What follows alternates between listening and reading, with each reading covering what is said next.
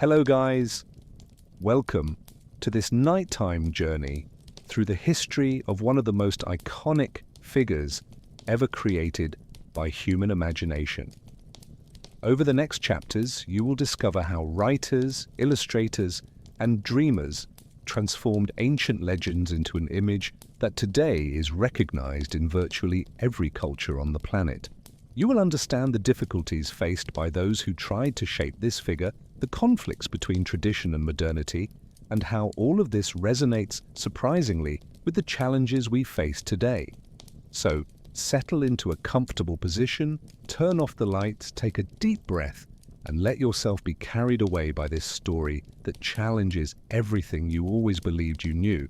When you think of Santa Claus, what is the first image that comes to your mind?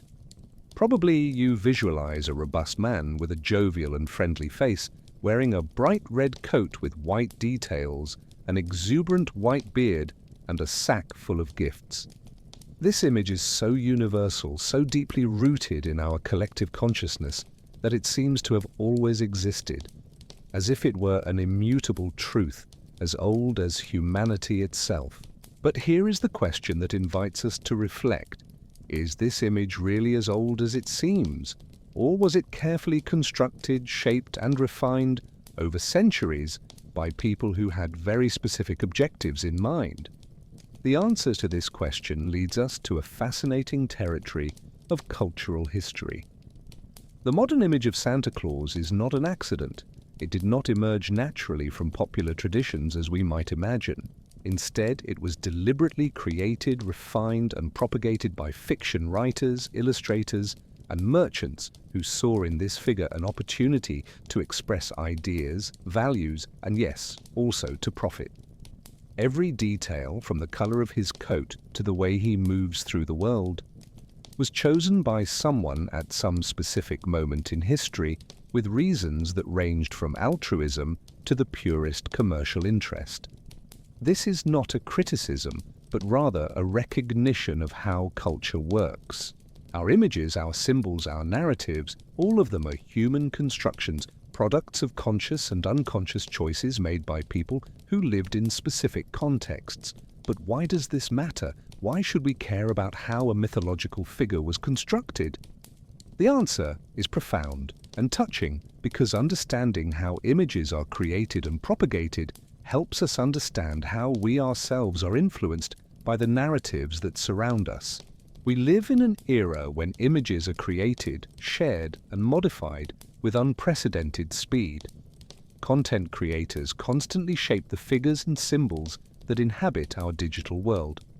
Understanding how this was done in the past, how 19th century fiction writers managed to create an image that endures to this day, offers us a lens through which we can critically examine the world we live in now. When you understand the mechanisms behind the creation of a cultural image, you gain power. The power to question, to analyze, to decide for yourself whether you accept or reject the narratives presented to you. Imagine for a moment a world without the image you know so well. Imagine a world where Santa Claus could have been represented in completely different ways, perhaps as a thin and austere man with ascetic characteristics and a serious expression. Or imagine him as a frightening and severe figure, someone children feared more than loved. Or, even more radically, imagine him as a woman, a maternal figure who distributed gifts with a different kind of love and care. This possibility, although it seems strange now, was absolutely real at one point in history. There were multiple versions competing for people's attention. There were conflicts between different traditions, between those who wanted to keep things as they were and those who wanted to transform them completely. There were people who believed this figure should be sacred and spiritual, rooted in religion and ecclesiastical tradition, and others who saw in it an opportunity for secular entertainment and commercial profit. The story you are about to hear is, therefore, the story of how one image defeated other images. It is the story of how certain choices were made and others were left behind. It is the story of how fiction became reality in the minds of billions of people.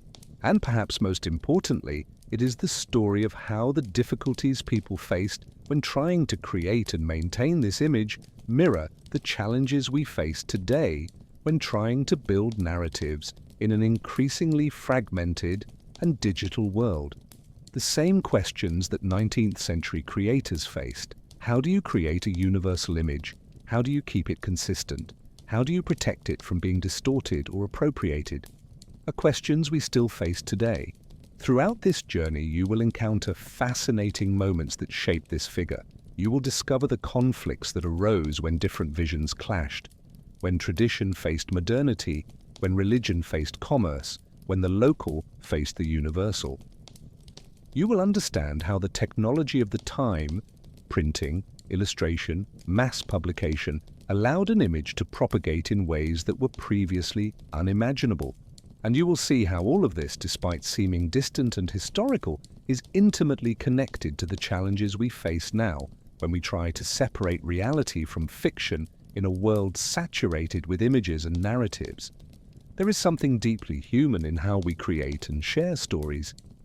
Since the earliest times, people have gathered around the fire, in the darkness, to tell stories to one another. These stories serve many purposes. They entertain, educate, console, and connect.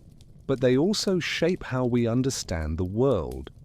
The stories we hear when we are children, the narratives that surround us as we grow up, the images we see repeatedly, all these things leave deep marks on our minds.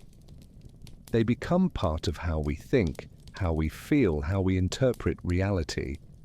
A child who grows up seeing a certain image of a cultural figure internalizes that image as truth.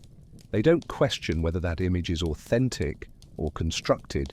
They simply accept it as part of the natural world.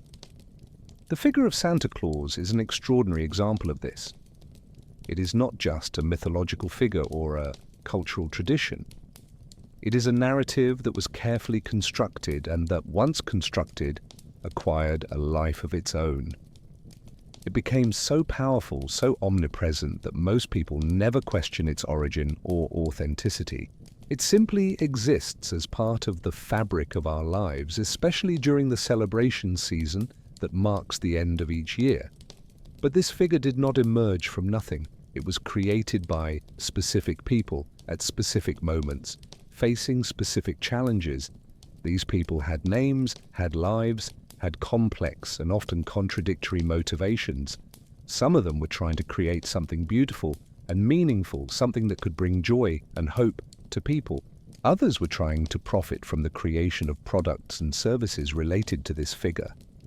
Some were trying to preserve ancient traditions they saw being threatened by modernity. Others were trying to create something completely new, something that reflected the values and aspirations of their time. And, frequently, these motivations overlapped and conflicted in complex and interesting ways. One person could be simultaneously trying to create something beautiful and trying to profit from it. Another could be trying to honor the tradition while radically transforming it. As you progress on this journey, you will begin to see history in a different way. You will begin to question not only how this specific figure was created, but how all the figures, symbols, and narratives that surround us are created. You will begin to realize that nothing is accidental, that everything is chosen by someone, that every image we see is the result of conscious or unconscious decisions made by people who had their own interests and perspectives. You will begin to see how the choices made by an illustrator in the 19th century still reverberate in how you visualize a figure today. You will begin to understand how the narratives that surround us are not simply reflections of reality, but are constructions that shape reality. This understanding can be disturbing because it forces us to question the authenticity of things we have always taken for granted. It forces us to recognize that the images we have internalized since childhood may not be as authentic or as old as we believed. But it can also be liberating because it offers us the opportunity to be more critical and more conscious about the narratives we accept and the images we internalize. When you understand how an image is constructed, you have more power to decide whether you accept that image or question it.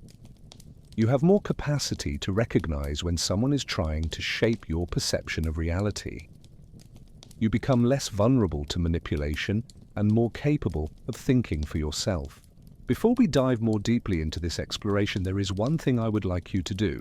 If you are enjoying what you are hearing, if you feel this journey is worthwhile, consider subscribing to our channel.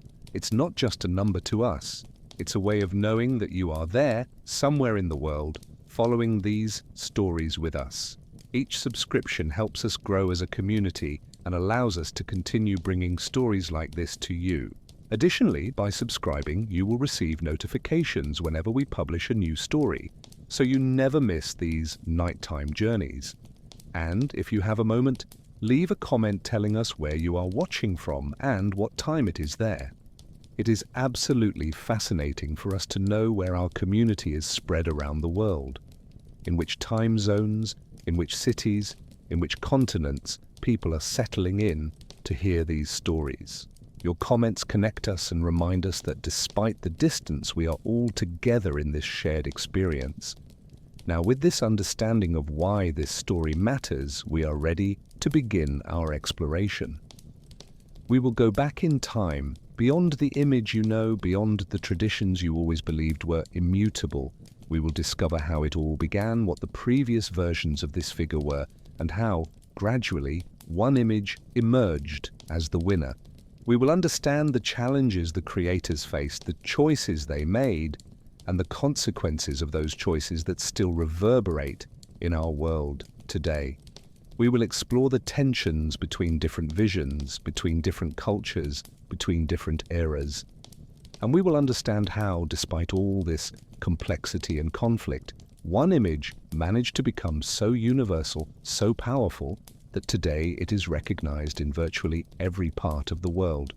The journey is about to begin. Are you ready? To understand how the modern image of Santa Claus was created, we first need to go back much further than you imagine. We need to return to ancient times when the figure we know today did not yet exist, when there were only fragments of traditions, legends, and stories that circulated among different cultures. These traditions were not unified. They did not form a coherent image. Instead, there were multiple versions, multiple interpretations, and multiple figures competing for people's attention and belief. To understand how one image finally defeated all the others, we first need to understand the chaos and fragmentation that preceded it. The story begins with Saint Nicholas, a Christian bishop who lived in the region we now know as Turkey, around the 4th century AD. Nicholas was known for his extraordinary generosity, especially toward children and the poor. Stories about him spread throughout medieval Europe, and he became a venerated figure in many cultures. But here is something important that is often overlooked. There was no unified visual image of Saint Nicholas. Different regions represented him in radically different ways. In some parts of Europe, he was portrayed as a severe and formal bishop, wearing elaborate religious vestments, with a solemn expression that reflected his spiritual authority. In other regions, he was represented as a younger and more vigorous man with a warm smile and a posture that suggested movement and action. There was no consensus on how he should look, and this lack of consensus reflected deeper differences about what the figure should mean. The stories about St. Nicholas's generosity varied significantly from region to region, and these variations were not trivial. They reflected different cultural values and different priorities. In the Greek tradition, he was known for having saved 3 children who had been murdered and placed in a barrel of brine by a malevolent butcher. This story, with its element of salvation and redemption, emphasized St. Nicholas's power to reverse evil and bring justice. In the Dutch tradition, he was portrayed as someone who traveled through the night during the winter season, leaving gifts for well-behaved children and leaving coal or rods for the disobedient. This version emphasized reward and punishment, the idea that behavior had consequences. In the Italian tradition, there were different stories still, with variations on how he distributed his wealth to the poor, often in secret and anonymous ways. Each culture had appropriated the figure of St. Nicholas and shaped it according to its own values, its own needs, its own cultural narratives. As the centuries passed, the traditions surrounding St. Nicholas evolved in fascinating and often contradictory ways. In medieval Holland, for example, he became known as Santa Claus, a corruption of the name Sint Nicolaas that reflected how the Dutch pronounced the name. Dutch children waited for his arrival in winter, and there was a whole series of rituals and celebrations associated with him that were practiced with devotion. There were stories about how he traveled on a white horse across the rooftops of houses, how he descended through chimneys to leave gifts, how he rewarded good children with sweets and presents, and punished the disobedient by leaving coal or rods. These traditions were so established that generations of Dutch children grew up with these practices as part of their cultural reality. But even in these Dutch traditions, well established and widely practiced, there was no standardized visual image. Some artists portrayed him as an old and thin man with ascetic characteristics that reflected his life of self-denial and religious devotion. Others showed him as more robust and jovial, with a face that suggested joy and generosity. Some emphasized his religious aspects, placing him in bishop's vestments and surrounded by religious symbols, while others focused on his secular generosity and his ability to bring joy and gifts. In Germany, there were completely different traditions that reflected a distinct cultural vision. There was a figure called Knecht Ruprecht, or Krampus, a creature that accompanied St. Nicholas and was responsible for punishing disobedient children. This figure was often portrayed as frightening, almost demonic, with horns, a threatening appearance, and often carrying a rod or chains. It contrasted dramatically with the benevolent image of St. Nicholas. This duality, reward and punishment, kindness and fear, joy and terror, was central to how the tradition functioned in many parts of Central and Eastern Europe. Children were taught to fear Krampus and to desire St. Nicholas's approval. This structure of reward and punishment was considered an effective educational tool, a way to teach appropriate behavior through a mixture of hope and fear. In France, there were still other variations that reflected the specific French cultural context. There, the figure was often called Père Noël or Father Christmas, and the stories and traditions associated with him were different from the Dutch or German one. There was a different emphasis, a different narrative, a different visual image. The French Père Noël was often portrayed as a more secular figure, less tied to religion, more focused on joy and general celebration. In some regions of France, there were traditions that involved completely different figures, such as Père Fouettard, or Father Whipper, who was responsible for punishing bad children. When you think about it, it is remarkable to realize that for centuries, a figure so important in European culture did not have a consistent visual appearance or a consistent set of narratives associated with it. This tells us something profound about how cultures functioned before the era of mass reproduction. Images were local. Each community had its own interpretations. Each region had its own traditions. Each family had its own practices and beliefs about how the figure should be represented and celebrated. There was no way to standardize an image across an entire region, much less across an entire continent. People learned about St. Nicholas through oral stories, passed down from generation to generation, often with variations that reflected the specific experiences and values of each family.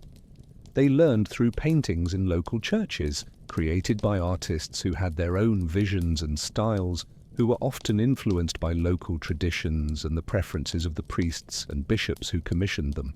They learned through family traditions, rituals that were practiced every year, that reinforced certain images and certain values. Each version was slightly different, and this difference was considered natural and acceptable. There was no expectation that the figure should look or behave the same way everywhere. But there was a growing problem in this fragmentation, a problem that would become increasingly apparent as societies became more complex and more interconnected. As trade increased and people traveled more, as cities grew and became more cosmopolitan, as communication networks expanded, there was a growing tension between maintaining local traditions and creating something that could be understood and shared on a larger scale.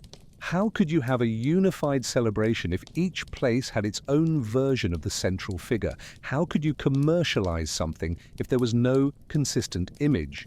How could you create a sense of shared community if each community had its own interpretation of a figure that should be universal? This question, how to create unity from fragmentation, is one that resonates deeply in our own time. Today, we live in a world where images and narratives are created and shared instantly through digital platforms.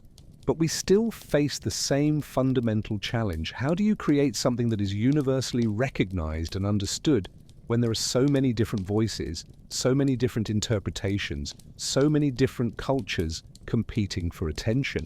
How do you create an image that works for everyone, that transcends local and cultural differences? How do you standardize something in a world that is, by its nature, fragmented and diverse? The answer for Europeans of the Middle Ages and the Renaissance was gradual and technological. It began with printing. When the movable type printing press was invented in the 15th century by Johannes Gutenberg, it created an unprecedented opportunity to standardize images and texts. Suddenly, it was possible to create multiple identical copies of an image and distribute them widely. A book that was copied by hand by a scribe would take months or even years to reproduce, and each copy would be slightly different, reflecting the variations introduced by the scribe. With the press, the same book could be reproduced in hundreds of copies in a matter of weeks, and each copy would be identical to the previous one. This meant that an image, a narrative, an idea could spread much more quickly and much more widely than was possible before. But this technology also created a new kind of power, the power to decide which image would be reproduced and distributed. Someone had to choose which version of St. Nicholas would be printed. Someone had to decide how he should look. Someone had to make choices about which stories would be told and which would be left out. This decision was not trivial. There were profound religious, cultural, and commercial implications. Different groups had different interests in how the figure should be represented. The Catholic Church had its own views on how saints should be portrayed. There was a long tradition of religious iconography, rules about how saints should be represented, symbols that should be included. Merchants had an interest in how the figure could be used to sell products. Books, prints, decorations, sweets. Families had an interest in how the figure could be used to teach values to children: obedience, generosity, good behavior. Artists had their own interests in how they could express their creativity and artistic vision. There were conflicts between these different perspectives, conflicts that were not always obvious or explicit, but that silently shaped the choices that were made. As we approach the modern period, especially with the arrival of the 16th century, these tensions intensified dramatically. The Protestant Reformation, initiated by Martin Luther in 1517, created a deep and lasting division in Europe. Some religious groups wanted to completely eliminate the veneration of saints, including St. Nicholas. They argued that this practice was contrary to biblical teachings, that it diverted people's attention from God and directed it toward human figures.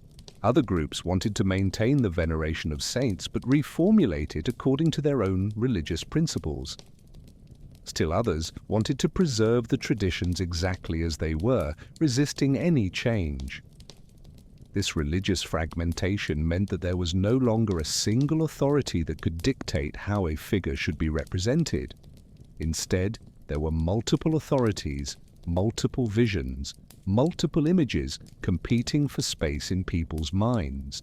In some parts of Europe, the veneration of St. Nicholas was suppressed almost completely, especially in regions that embraced Protestantism. In others, it continued to flourish, especially in regions that remained Catholic.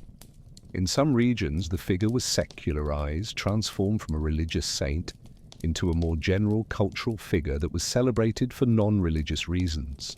In others, it remained fundamentally religious, rooted in ecclesiastical tradition and the veneration of saints. This divergence created a situation where the same figure was understood in radically different ways depending on where you lived and what your religious tradition was. And here is the crucial point that takes us forward. During all this period of fragmentation, of conflict, of change, no one had created the image you know today. No one had conceived the idea of a robust man in a red coat traveling around the world in one night to deliver gifts to all the children on the planet. This image did not yet exist. What existed was a fragmented collection of traditions, each with its own characteristics, each evolving in different ways in different places, each facing its own challenges and pressures. There were multiple versions competing, multiple narratives circulating, multiple visual images being reproduced. But none of them had managed to become dominant on a truly universal scale. But the conditions were aligning for something new to emerge. Printing technology was becoming more sophisticated and more accessible. Literacy was increasing, especially in cities. Societies were becoming more urban and more commercial. And, perhaps most importantly, there was a new continent coming into contact with these European traditions, a continent that was young, that was in formation, that was searching for its own cultural identities. This continent was North America. And it was in this new context, in this empty space of established traditions, that the seeds of a new image would begin to be planted. The 19th century was a period of radical transformation in virtually every aspect of human life. The Industrial Revolution was in full swing, transforming not only how people worked, but how they lived, thought, and related to the world around them. Cities were growing exponentially, with people migrating from the countryside to urban centers in search of opportunities and a better life. Printing technology was becoming increasingly sophisticated and accessible, allowing books, newspapers, and magazines to be produced in unprecedented quantities. And, perhaps most importantly, a new type of person was emerging in society. The professional writer, the professional illustrator, the content creator who could make a living from their art and imagination. These individuals had power. The power to shape narratives, to create images, to influence how millions of people thought and felt about the world. It was in this context of radical transformation that the modern image of Santa Claus began to take shape. It was not an instantaneous process. It was not a single person who created it from nothing. Instead, it was a series of choices made by different creators over decades, each adding their own elements, each refining the image a little more, until finally something emerged that was recognizable, coherent, and above all, commercially viable. This convergence of multiple creative contributions is fascinating because it shows us how cultural images are not created by solitary geniuses, but rather by communities of creators who work, often without knowing each other, toward a common vision. One of the first significant steps in this process occurred in the United States, in a context that may seem surprising to many. In the early 19th century, there was a growing concern among American intellectuals and cultural leaders about national identity. The United States was a young nation, still in formation, still trying to define who they were and what differentiated them from other nations. There was an intense desire to create American traditions, American symbols, an American culture that was distinct and recognizable on the international stage. And there was a recognition that these traditions needed to be deliberately created. They could not simply emerge naturally because the nation was too young. Unlike Europe, which had centuries of established traditions, the United States had only a few decades of history as an independent nation. In this context of searching for national identity, the figure of St. Nicholas, or Santa Claus as it was known in English, began to be reinvented in radical ways. American writers saw in this figure an extraordinary opportunity. Here was a European tradition that was widely recognized, that had deep roots in history, but that did not yet have a completely standardized visual form. Here was a figure that was associated with generosity, joy, and children, values that Americans wanted to emphasize in their emerging culture. Here was something that could be shaped to fit perfectly into the cultural identity that Americans were trying to create. This reinvention was not seen as dishonest or inauthentic. It was seen as a legitimate way to create an American tradition that could be shared by all citizens. One of the first and most important steps in this reinvention was the publication of poems and stories that began to establish specific characteristics for the figure. These literary works were not just entertainment, they were deliberate tools of cultural construction. The writers were making conscious choices about how to describe this figure, which characteristics to emphasize, which aspects of the European tradition to keep and which aspects to discard. They were creating a coherent narrative that could be shared and understood by people from different regions, different backgrounds, different traditions. But here is an important challenge these creators faced. How do you create an image that is both traditional and modern? How do you honor the historical roots of a figure while transforming it to suit the values and needs of your own time? This tension between tradition and modernity was not easy to resolve. There were people who believed the figure should remain sacred, rooted in its religious origin, as Saint Nicholas, a Christian saint. There were others who wanted to make it more secular, more focused on entertainment and worldly joy, less tied to religion. There were still others who saw in it a commercial opportunity and wanted to transform it into something that could be sold, packaged, and consumed. Gifts, decorations, foods, clothing.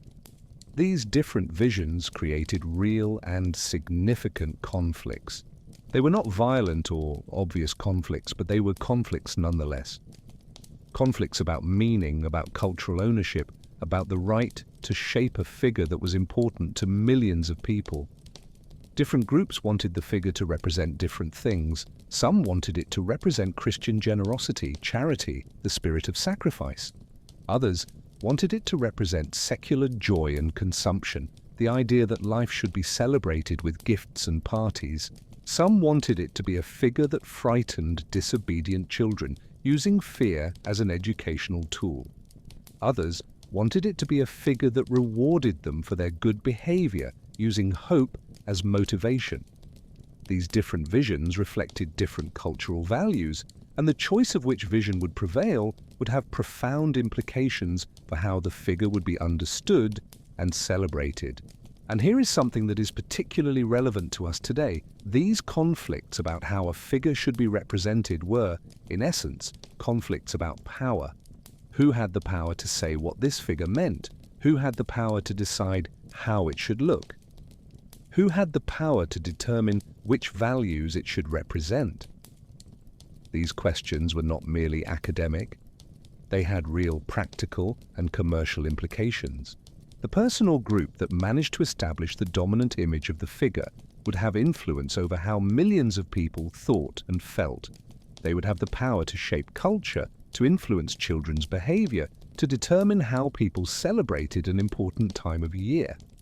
We live in a very similar era today. We are constantly seeing conflicts about how different cultural figures should be represented. Content creators, brands, influencers, all are competing for the power to shape how certain symbols and figures are understood. All are trying to create narratives that serve their own interests, while at the same time trying to make it seem like they are simply reflecting universal values. Understanding how this was done in the 19th century offers us a valuable perspective on how it is being done now.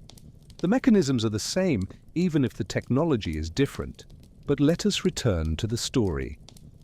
As the 19th century progressed, the image of Santa Claus began to take shape more clearly. There were characteristics that began to appear consistently in literary descriptions and illustrations. There was a sense that something was converging, that the multiple fragmented versions were beginning to unify around a central image. But this process was still far from complete. There was still much variation, there were still conflicts over specific details, there were still different visions competing for supremacy. One writer might describe the figure in one way, while an illustrator represented it in another. A publication in one city might present one version of the figure, while a publication in another city presented a slightly different version. The difficulty in creating a unified image was real and tangible. There was no internet, there was no instant communication, there was no way to ensure that everyone was seeing the same image. Each publication was a local event, each illustration was an individual interpretation. There was room for variation, and this variation reflected the different visions and values of different creators. But there was also a growing pressure for standardization, a sense that a unified image would be more powerful, more marketable, more capable of spreading and becoming universal. If you are enjoying this exploration of how cultural images are created and molded over time, and how these historical choices still reverberate in our lives today, consider subscribing to our channel. Your subscriptions help us continue telling these fascinating stories that connect the past to the present. Leave a comment telling us where you are watching from. What is your time zone? What is your city? Because it is really special for us to know that our community is spread all over the world, following these journeys together. Your comments create a real connection between us despite the distance.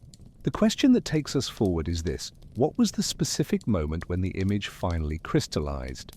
What was the turning point when the multiple versions began to converge into a single dominant image? And perhaps most importantly, who was responsible for this crucial moment? Were there specific people, specific creators, who made decisions that changed the course of cultural history? Or was it a more organic process where multiple people, working independently, arrived at the same conclusions about how the figure should look and behave? The answer to the question we left open is complex and multifaceted. It was not a single moment, not a single person, but rather a series of moments and contributions that, when brought together, created an image that was so coherent, so attractive, so commercially viable that it managed to become dominant.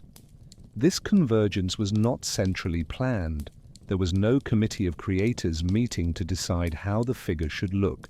Instead, there was a series of independent creators who, responding to the same cultural pressures, the same emerging values, the same commercial opportunities, arrived at similar conclusions about how the figure should be represented. Let us begin with one of the most important moments of this convergence. In 1823, a poem was published in the United States that would have profound implications for how the figure would be understood from then on. The poem was titled A Visit from St. Nicholas, often known as The Night Before Christmas or 'Twas the Night Before Christmas. This poem was published anonymously in a New York newspaper, and its authorship has been attributed to different people over the years. What matters, however, is not who wrote the poem, but rather what the poem did.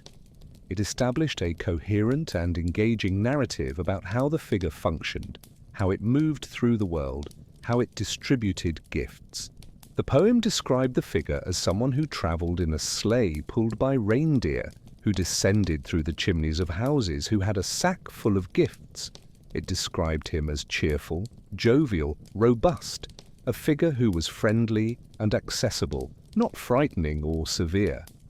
It described him as someone who rewarded good children, but who did so in a cheerful and loving way, not through fear or threat. This narrative was revolutionary because it consolidated elements that had been developing over decades, but that had never been brought together so coherently and so engagingly. The poem had an immediate and profound impact. It was reprinted in newspapers and magazines over the following years. It was translated into other languages.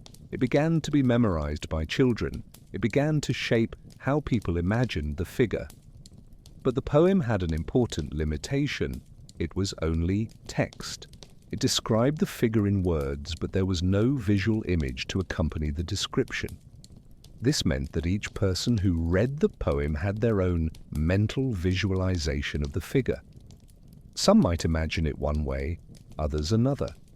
There was still room for variation, there was still room for different visual interpretations. But technology was evolving. Lithography, a printing process that allowed the reproduction of images in color, was becoming more sophisticated and more accessible. This opened new possibilities for creating visual images that could be widely distributed. Now, it was no longer necessary for each person to imagine the figure in their mind. Now, it was possible to create a visual image and distribute thousands of identical copies of that image. This created an extraordinary opportunity, the opportunity to establish a standard visual image that could become universal. In this context, illustrators began to create images of the figure. Some of these illustrators were creating images to accompany the poem A Visit from St. Nicholas. Others were creating images for magazines, newspapers, cards, and other products. Each illustrator had their own vision, their own interpretation of how the figure should look. Some portrayed it as thin, others as robust. Some portrayed it with a coat of one color, others with a coat of another color. Some portrayed it with characteristics that reflected the Dutch tradition, others with characteristics that reflected other traditions. But there was a growing pressure for standardization. Merchants wanted a consistent image that could be used on multiple products. Publishers wanted an image that could be used in multiple publications. Families wanted an image that was widely recognized and that could be shared with other families. This pressure for standardization was not malevolent. It was a natural response to the opportunities and challenges of a growing economy. One of the most important illustrators in this process was Thomas Nast. Nast was a German illustrator who had immigrated to the United States and who became one of the most famous and influential illustrators of his time. He was known for his political illustrations, his caricatures, his ability to capture the essence of a character or a situation in a visual image. Nast began creating illustrations of the Santa Claus figure for Harper's Weekly magazine, starting in 1863, and continued creating these illustrations for decades. Nast's illustrations were revolutionary because they established very specific visual characteristics for the figure. Nast portrayed the figure as a robust man with an exuberant white beard, wearing a red coat with white details. He portrayed him as cheerful, jovial, with a face that suggested kindness and generosity. He portrayed him in situations that reflected the narrative of the poem A Visit from St. Nicholas, traveling in a sleigh, descending through chimneys, distributing gifts. Nast's illustrations were published in a magazine that had very wide circulation, that was read by millions of people. This meant that Nast's image was being seen by an extraordinary number of people and was being seen repeatedly over many years. But the importance of Nast's illustrations goes beyond the simple fact that they were widely distributed. Nast's illustrations were extraordinarily talented and engaging. They captured something that people wanted to see, a figure who was cheerful, generous, accessible, who brought joy and gifts. Nast's illustrations made the figure visually attractive in a way that previous illustrations had not achieved. They created an image that was so powerful, so engaging, that it began to become the standard image of how people imagined the figure.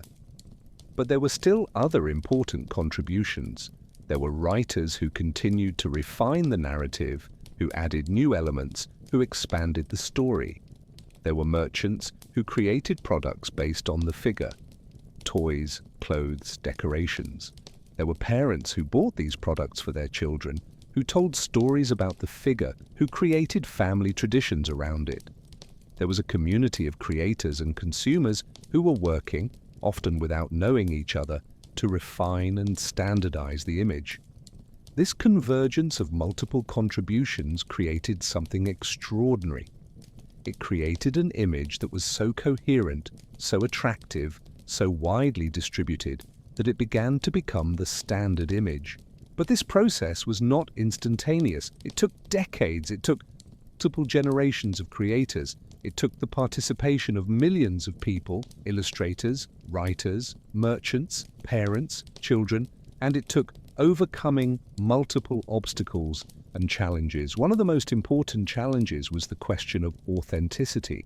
There were people who questioned whether this new image was authentic, whether it was faithful to ancient traditions. There were people who believed the figure was being distorted, that it was being transformed into something that was not true. This tension between authenticity and innovation was real and significant. How do you create something new while maintaining the feeling that it is traditional? How do you transform a figure while maintaining the feeling that you are honoring its roots? The answer the creators found was to create a narrative that connected the new image to ancient traditions.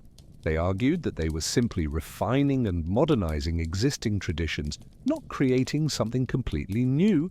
They pointed to Dutch traditions, to stories about St. Nicholas, to practices that had existed for centuries. They argued that the new image was a natural evolution of these traditions, a way to adapt them to modern times. This narrative of continuity was extraordinarily powerful. It allowed people to accept the new image while still feeling that they were honoring ancient traditions. But there was also an important commercial issue. As the image became more standardized, as it became more widely recognized, it also became more valuable commercially. Companies wanted to use the image to sell products. Merchants wanted to create associations between the figure and their products. There was an extraordinary commercial opportunity, and there was many people wanting to capitalize on this opportunity. This commercialization created new difficulties. There were questions about who had the right to use the image. There were questions about how the figure should be represented in commercial contexts. There were tensions between those who wanted to keep the figure as something sacred and spiritual, and those who wanted to use it to sell products. There were conflicts about how the image should evolve as times changed. These difficulties were not trivial. They reflected deeper tensions about the meaning of the figure, about what it should represent, about how it should be used. But despite these difficulties, the image continued to standardize. It continued to become more universal. It continued to spread to other cultures, other regions, other parts of the world. And here is something fascinating that is particularly relevant to us today. This standardization was not imposed from the top down. There was no government or central authority telling people how they should imagine the figure. Instead, standardization emerged organically through multiple individual choices made by creators, merchants, and consumers. Each person who bought a product with the image was voting, in a way, in favor of that image. Each person who told a story about the figure was reinforcing the narrative. Each person who created an illustration was contributing to visual standardization. This process is similar to what we see happening today on social media and digital platforms. The images that become dominant are not necessarily those that are imposed by a central authority. They are those that people choose to share, that people choose to comment on, that people choose to use. They are those that resonate with people's values and aspirations. Understanding how this worked in the 19th century offers us a valuable perspective on how it works now. As the image of Santa Claus became increasingly standardized and commercialized throughout the 19th century, significant obstacles arose that threatened its universal acceptance. These obstacles were not simple to overcome, and the way they were faced reveals much about how cultures negotiate change, how they deal with innovation, and how they balance the preservation of tradition with the adoption of the new. These same challenges remain relevant today when we face questions about authenticity, commercialization, and cultural change. One of the most significant obstacles was religious resistance. There were religious groups that saw the commercialization and secularization of the figure as a betrayal of their spiritual values. For these people, the figure of St. Nicholas was fundamentally religious. He was a Christian saint, someone who should be venerated for spiritual reasons, not for commercial reasons. The idea of transforming this figure into an entertainment character, into a symbol of consumption, was seen as blasphemy or, at the very least, as a corruption of the original meaning. This resistance was particularly strong in certain regions and in certain religious groups. In Europe, especially in regions that remained strongly Catholic, there was an established tradition of venerating saints that was considered sacred. The idea of transforming St. Nicholas into a secular character was seen as a violation of this tradition. There were priests and bishops who preached against the commercialization of the figure. There were parents who wanted to protect their children from secular influence, who wanted to keep the celebration focused on religious and spiritual aspects. But there was also a creative response to this resistance. The creators who were developing the new image began to argue that the figure was not necessarily secular, that it could be understood as an expression of Christian values of generosity, charity, and love. They argued that the figure could be used to teach religious values to children, that it could be a vehicle for transmitting spiritual messages. This reinterpretation allowed the figure to be accepted even by those who had religious concerns. The figure could be both commercial and spiritual, secular and religious. It was not necessary to choose between one thing or the other. Another significant obstacle was the question of cultural authenticity. There were people in different regions who had their own established traditions about how the figure should look and behave. The Dutch had the tradition of Santa Claus, the Germans had the tradition of Knecht Ruprecht and Krampus, the French had the tradition of Père Noël, the Italians had Befana. Each of these traditions had its own characteristics, its own narratives, its own visual images. The idea of abandoning these local traditions in favor of a standardized image was seen by many people as a cultural loss, as a form of homogenization that would destroy the diversity and richness of local traditions. This resistance was understandable and legitimate. Local traditions had deep meaning for people. They were connected to the region's history, to cultural identity, to the values that communities wanted to transmit to future generations. The idea of abandoning these traditions in favor of something that came from outside, from an image that was being developed primarily in the United States, was seen as a form of cultural imperialism. But here is something fascinating. In many cases, local traditions were not completely abandoned. Instead, they were adapted and incorporated into the new, standardized image. The Dutch continued to celebrate Sinterklaas, but the image of Sinterklaas began to approach the standardized image of Santa Claus. The Germans continued to have Krampus, but he began to be seen as a secondary figure, less important than the main figure. Local traditions did not disappear completely. They were transformed, reinterpreted, incorporated into the broader narrative. This process of adaptation was crucial to the success of the standardized image. If the image had been rigidly imposed, if it had required the complete abandonment of local traditions, it probably would have faced much greater resistance. But because the image was flexible enough to be adapted to different cultural contexts, because it allowed the incorporation of local elements, it managed to become universal without completely destroying local traditions.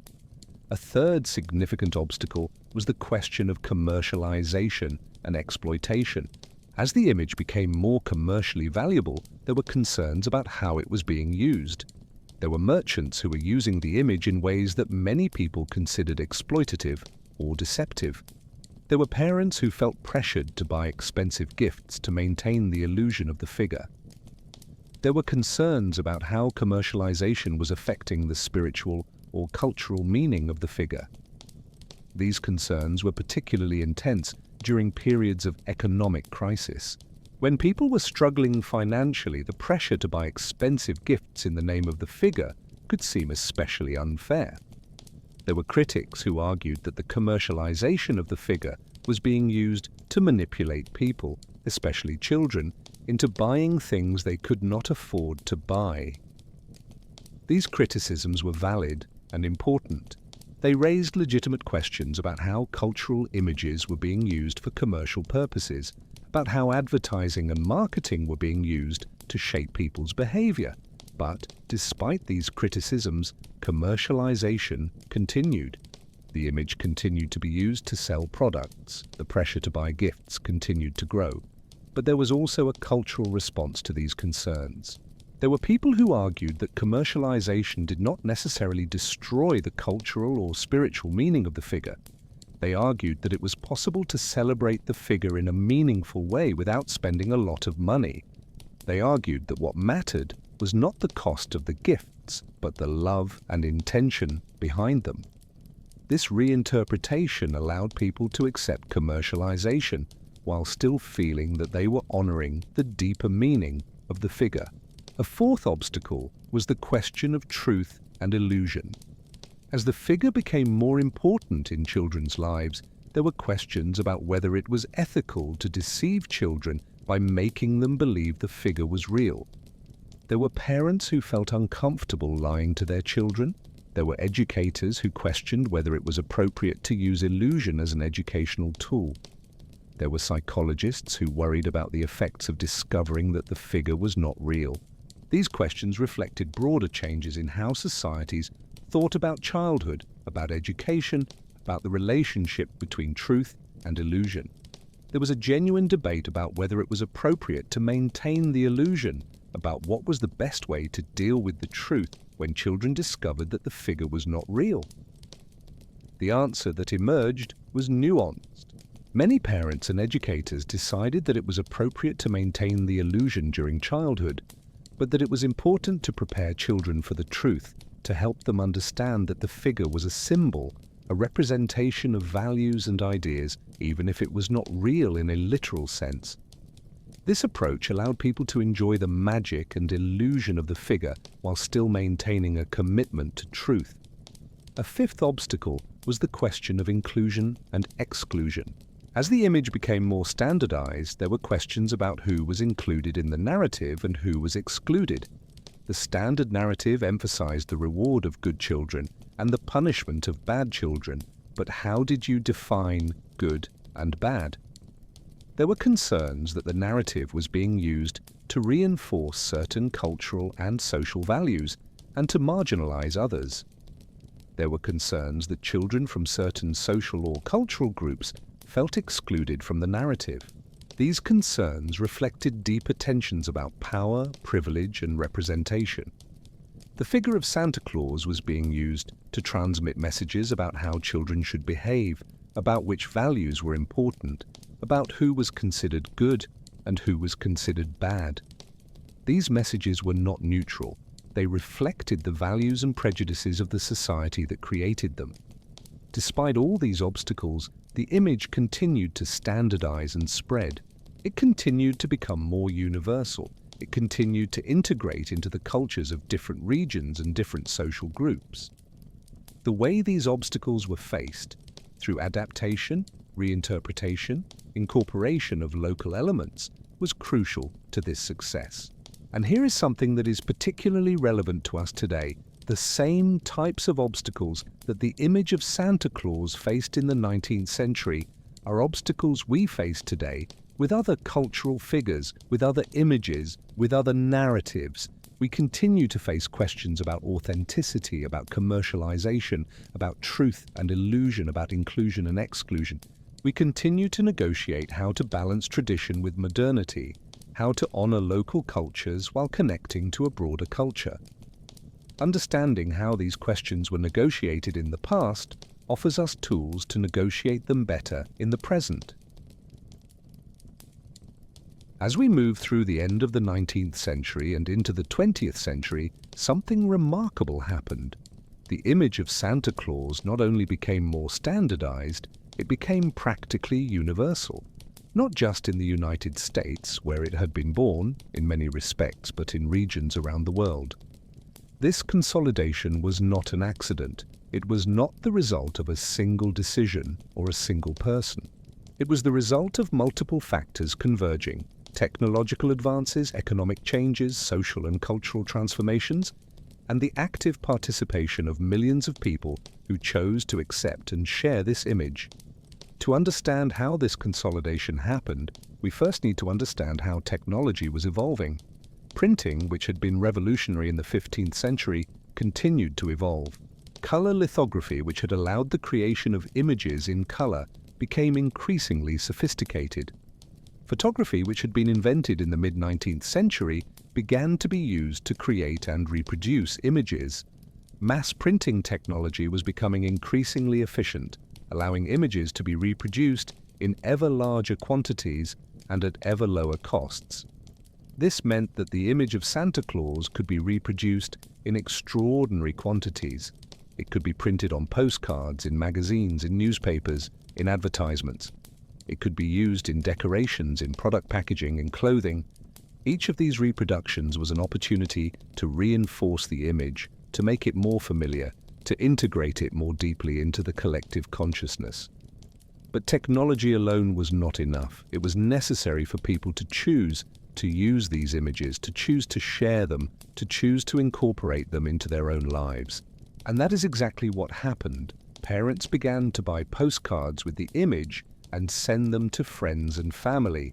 Children began to ask for gifts that had the image. Merchants began to decorate their stores with the image to attract customers.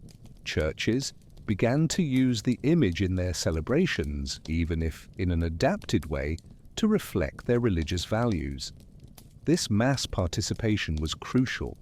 It was not just that the image was being created and distributed by creators and merchants. It was that people were choosing to participate, were choosing to use the image, were choosing to share it with other people. This participation created a reinforcement cycle. The more the image was seen, the more familiar it became. The more familiar it became, the more people wanted to use it. The more people used it, the more it became the standard image, the image everyone expected to see. A particularly important aspect of this consolidation was the way the image was adapted to different cultural and religious contexts. In Catholic countries, the image was often integrated into religious celebrations, presented as a way to express Christian values of generosity and love. In Protestant countries, where there had been more resistance to the veneration of saints, the image was presented in a more secular way, focused on joy and general celebration. In countries that had established local traditions, the image was incorporated into existing traditions, allowing them to coexist with the standardized image. This flexibility was extraordinarily important. If the image had been rigid, if it had required a single form of celebration, it probably would have faced much greater resistance. But because it was flexible, because it could be adapted to different contexts, because it could coexist with local traditions, it managed to become universal without destroying cultural diversity. Another important aspect of consolidation was the role of institutions. Schools began to use the image in their year-end celebrations. Hospitals began to use the image to bring joy to patients. Companies began to use the image in their marketing campaigns. Religious institutions began to use the image in their celebrations. Each of these institutions had its own reason for using the image, its own purpose. But the cumulative effect was to reinforce the image, make it more omnipresent, integrate it more deeply into people's lives. Institutions also played an important role in standardizing the image. When a school decided how to represent the figure in its year-end celebration, that decision influenced how children imagined the figure. When a company decided how to use the image in its advertising, that decision influenced how the public saw the figure. When a religious institution decided how to incorporate the figure in its celebrations, that decision influenced how the faithful understood the figure. These institutional decisions, made by people in positions of authority, had a disproportionate impact on how the figure was understood and celebrated. But there was also a more subtle aspect of this consolidation. There was a way the image began to be understood as natural, as if it had always existed that way. People forgot that the image had been constructed, that it had been created by specific people at specific moments, that it had been the subject of conflict and debate. The image became so familiar, so omnipresent, that it seemed to have always existed that way. It seemed to be part of nature, part of tradition, part of how things had always been. This naturalization of the image was powerful because it made it harder to question. If the image seemed to have always existed that way, if it seemed to be part of tradition, then it was easier to accept it without questioning. It was easier to pass the image to the next generation without questioning its authenticity. It was easier for institutions to use the image without questioning whether it was appropriate to do so. But there were also people who perceived this naturalization as problematic. There were critics who argued that the image was being presented as traditional, when in fact it was very modern.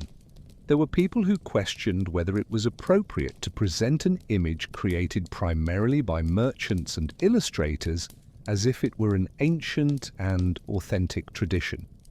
There were people who worried that people were being deceived about the origins of the image.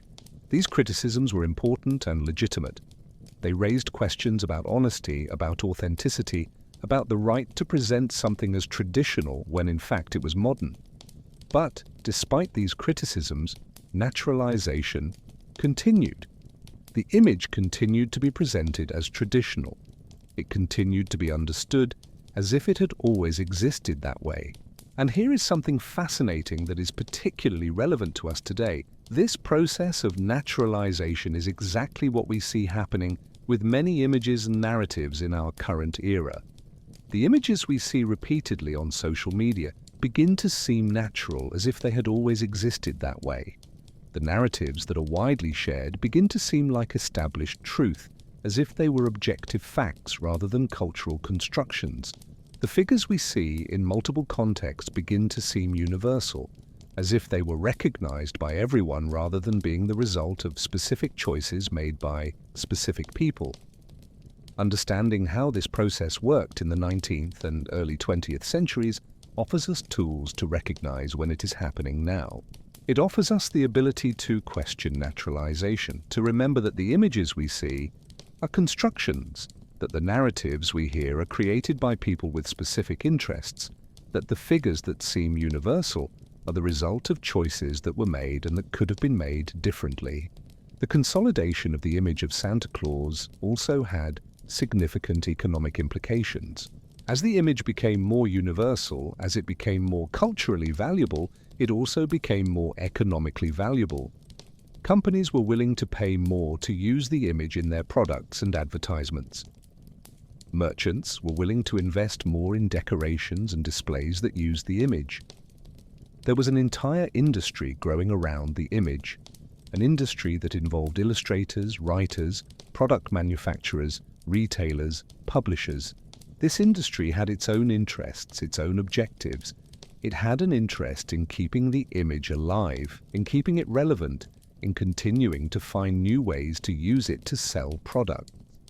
It had an interest in expanding the celebration associated with the figure, in extending the period during which the image was relevant, in finding new audiences for the image. These commercial pressures had a significant impact on how the image evolved. They had an impact on which characteristics of the image were emphasized, on how the figure was represented, on which narratives were told about it. The image was not just a product of artistic creation. It was also a product of commercial pressures, of economic interests, of business decisions. But here is something important. These commercial pressures were not necessarily malevolent or exploitative. Many of the people involved in the industry around the image genuinely believed they were creating something beautiful and meaningful. They believed they were bringing joy to people. They believed they were creating traditions that were valuable. Their commercial motivations coexisted with genuine artistic and cultural motivations. This coexistence of commercial and artistic motivations is something we see frequently in our own era. Content creators who create images that go viral on social media often have mixed motivations. They want to create something beautiful and meaningful, but they also want to gain followers, make money, gain recognition. Brands that use cultural images in their advertisements often genuinely believe they are creating something that resonates with people's values, even if they are also trying to sell products. Understanding this coexistence of motivations helps us be more nuanced in how we think about the images and narratives that surround us. It helps us recognize that something can be both commercial and genuine, both exploitative and meaningful. It helps us avoid simplistic judgments about the motivations of the people who create the images we see. As the 20th century progressed, something extraordinary happened. The image of Santa Claus, which had been born primarily in the United States, began to spread to other parts of the world in ways that no one could have completely predicted. This global expansion was not the result of a centralized plan. There was no government or corporation telling the world, "You must celebrate Santa Claus this way." Instead, the expansion was the result of multiple factors converging: the economic growth of the United States, growing American cultural influence, evolving communication technology, and the willingness of people in other parts of the world to adopt and adapt the image. To understand this expansion, we first need to understand the geopolitical and economic context of the 20th century. The United States was becoming an increasingly important economic and cultural power. After World War I, American influence began to expand significantly. After World War II, this influence became practically dominant in many parts of the world. American films were exported abroad. American music was played on radios around the world. American products were sold in stores on different continents. And along with these films, this music, these products, came the image of Santa Claus. Communication technology was evolving in ways that facilitated this expansion. Radio, which had been invented in the late 19th century, became an extraordinarily powerful mass communication medium in the 20th century. Radio broadcasts could reach millions of people simultaneously. The songs, stories, narratives that were broadcast on radio could spread to audiences that had never been reached before. And many of these broadcasts included references to the figure of Santa Claus, stories about the figure, songs about the figure. Then came television. Television was an even more powerful communication medium than radio because it combined image and sound. People could see the figure of Santa Claus, not just hear it described. They could see how it moved, how it behaved, how it interacted with other people. This direct visualization was extraordinarily powerful. It created an intimacy with the figure that was different from simply reading about it or hearing it described. Television broadcasts began to include special programs about Santa Claus. There were films that portrayed the figure. There were documentaries that told stories about the figure. There were commercials that used the figure to sell products. Each of these broadcasts was an opportunity to reinforce the image, to make it more familiar, to integrate it into people's lives in different parts of the world. But technology alone was not enough. It was necessary for people in different parts of the world to choose to accept the image, to choose to adapt it to their own cultural contexts, to choose to incorporate it into their own celebrations. And that is exactly what happened, although in different ways in different regions. In some parts of Europe, the American Santa Claus image began to compete with established local traditions. In the Netherlands, for example, the tradition of Sinterklaas was very established and had deep meaning. But as the American image became more visible, as it was more widely distributed, as it was used in more products and advertisements, it began to influence how Sinterklaas was understood and celebrated. The image of Sinterklaas began to approach the American image of Santa Claus. Characteristics that were specific to the Dutch tradition began to disappear or transform. This process was not without conflict. There were people in the Netherlands who were concerned that the local tradition was being replaced by an imported image. There were people who wanted to preserve Sinterklaas in its original form, who wanted to resist Americanization. But there were also people who saw the American image as a modern and attractive way to celebrate an ancient tradition. There were people who liked having multiple forms of celebration, who liked being able to use both the local tradition and the American image.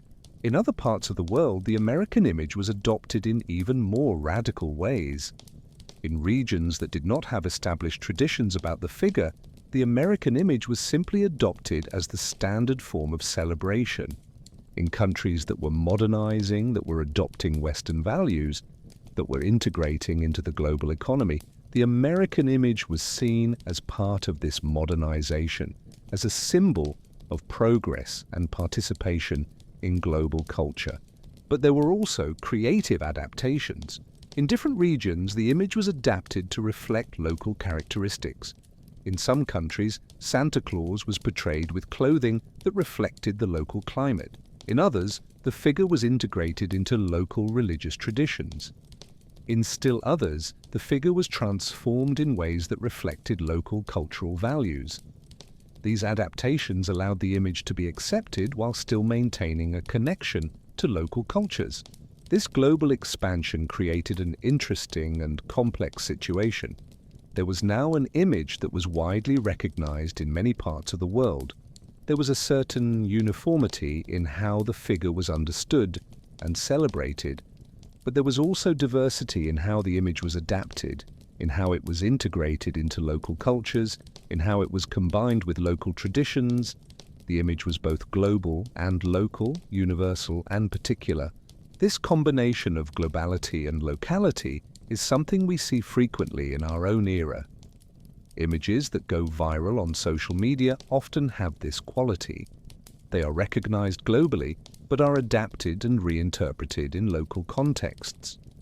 Global brands often try to maintain a consistent image while also adapting to different local markets. Understanding how this worked with the image of Santa Claus offers us valuable perspectives on how it works now. The global expansion of the image also had implications for how the figure was understood in the United States.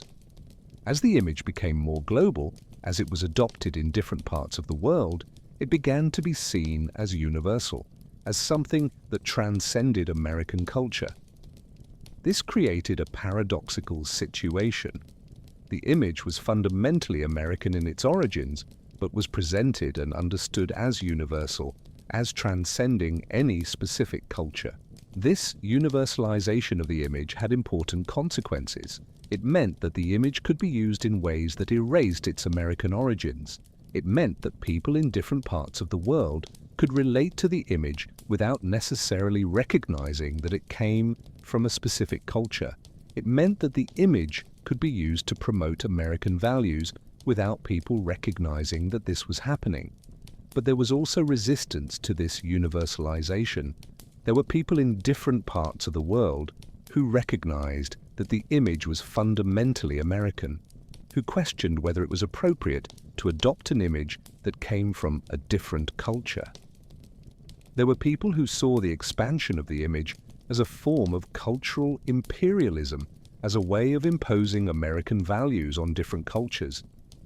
There were people who wanted to preserve their own traditions, who wanted to resist Americanization. This resistance was particularly strong in regions that had established traditions and wanted to preserve them. In Latin America, for example, there were local traditions about figures who distributed gifts. There was Niño Dios in some countries, there was Papa Noel in others. There were local figures in still others. The expansion of the American image of Santa Claus created competition between the global image and local images. In some cases, the global image won and became dominant. In other cases, local images managed to coexist with the global image. A particularly important aspect of this global expansion was the role of multinational corporations. As American corporations expanded globally, they took the image of Santa Claus with them. Corporations used the image in their advertisements, in their store decorations, in their products. This corporate presence of the image was extraordinarily visible and powerful. It created an association between the image and consumption, between the figure and the purchase of products. This commercial association was both powerful and problematic. It was powerful because it created a practical reason for people in different parts of the world to think about the figure. It was associated with products they wanted to buy, with stores where they wanted to shop. But it was problematic because it reinforced the idea that the figure was fundamentally about consumption, about buying gifts, about participating in the market economy. There were critics who argued that the corporatization of the image was destroying its cultural or spiritual meaning. They argued that the image was being reduced to a marketing instrument, that it was being used to manipulate people into buying things they did not need. They argued that the global expansion of the image was fundamentally exploitative, that it was a form of imposing consumption values on cultures that had different values. These criticisms were important and legitimate. They raised real questions about how cultural images were being used for commercial purposes, about how marketing and advertising were shaping how people understood cultural figures. But despite these criticisms, the expansion continued. The image continued to spread. It continued to be used to sell products. It continued to be integrated into the cultures of different parts of the world. And here is something that is particularly relevant to us today. This process of global expansion of an image, of its corporatization, of its transformation into a marketing instrument, is exactly what we see happening with many images in our current era. Images that become popular on social media are often quickly corporatized, transformed into products used to sell things. Cultural figures that emerge are often appropriated by corporations, transformed into brands, used for commercial purposes. Understanding how this happened with the image of Santa Claus offers us tools to recognize when it is happening now, to question the process, to think critically about how cultural images are being used. It offers us the ability to recognize that what seems to be a genuine cultural celebration may also be a marketing instrument, that what seems to be an authentic tradition may also be a carefully constructed commercial product. As we move through the end of the 20th century and into the 21st century, the image of Santa Claus began to face challenges that were different from the challenges it had faced in the past. These challenges were not about whether the image would be accepted. It had already been widely accepted. They were about how the image could remain relevant in a rapidly changing world, how it could maintain its meaning in an increasingly fragmented and diverse cultural context, how it could deal with growing criticisms about its commercial aspects and its social implications. One of the most significant challenges was the question of representation and inclusion. The traditional image of Santa Claus was predominantly white, male, Western. It reflected the values and perspectives of a specific culture, the American middle-class culture of the 19th and 20th centuries. But as societies became more diverse, as there were more voices questioning who was included and who was excluded in cultural narratives, pressure began to build for the image to be more inclusive, more representative of the diversity of people who celebrated it. This pressure for inclusion was legitimate and important. There were children of different races and ethnicities who did not see themselves reflected in the traditional image. There were children from different cultural backgrounds who did not see themselves reflected in the narratives surrounding the figure. There were people who questioned whether it was appropriate for a figure that was celebrated globally to reflect only one specific cultural perspective. There were people who argued that the image should be transformed to reflect the diversity of the modern world. But there was also resistance to these changes. There were people who saw the traditional image as authentic, as part of a tradition that should not be altered. There were people who believed that any change to the image was a form of cancellation or erasure of tradition. There were people who felt threatened by the idea that the image they had known since childhood could be transformed. This tension between inclusion and tradition is something we see in many cultural contexts today. There is a genuine desire to be more inclusive, to reflect the diversity of people who participate in a culture. But there is also a desire to maintain continuity, to preserve traditions that are meaningful to people. Balancing these two desires is challenging and often controversial. Another significant challenge was the question of environmental sustainability. The image of Santa Claus was intimately associated with consumption, with buying gifts, decorating homes, producing products. As environmental concerns grew, as people became more aware of the environmental impact of excessive consumption, questions began to arise about whether it was appropriate to celebrate a figure that was so associated with consumption. There were people who questioned whether it was ethical to teach children that happiness was linked to acquiring gifts. There were people who worried about the waste associated with the celebration. These concerns were legitimate and important. The production of toys and gifts had a real environmental impact. The transportation of these products had an environmental impact. The energy used to decorate homes and stores had an environmental impact. The waste generated by the celebration had an environmental impact. There was a real contradiction between celebrating a figure that was associated with generosity and love and participating in practices that had significant negative environmental impacts. But there was also a creative response to these concerns. There were people who argued that it was possible to celebrate the figure in more sustainable ways, that it was possible to emphasize aspects of the figure that were not about material consumption. There were people who created handmade gifts, who emphasized experiences instead of products, who tried to celebrate the figure in ways that were less harmful to the environment.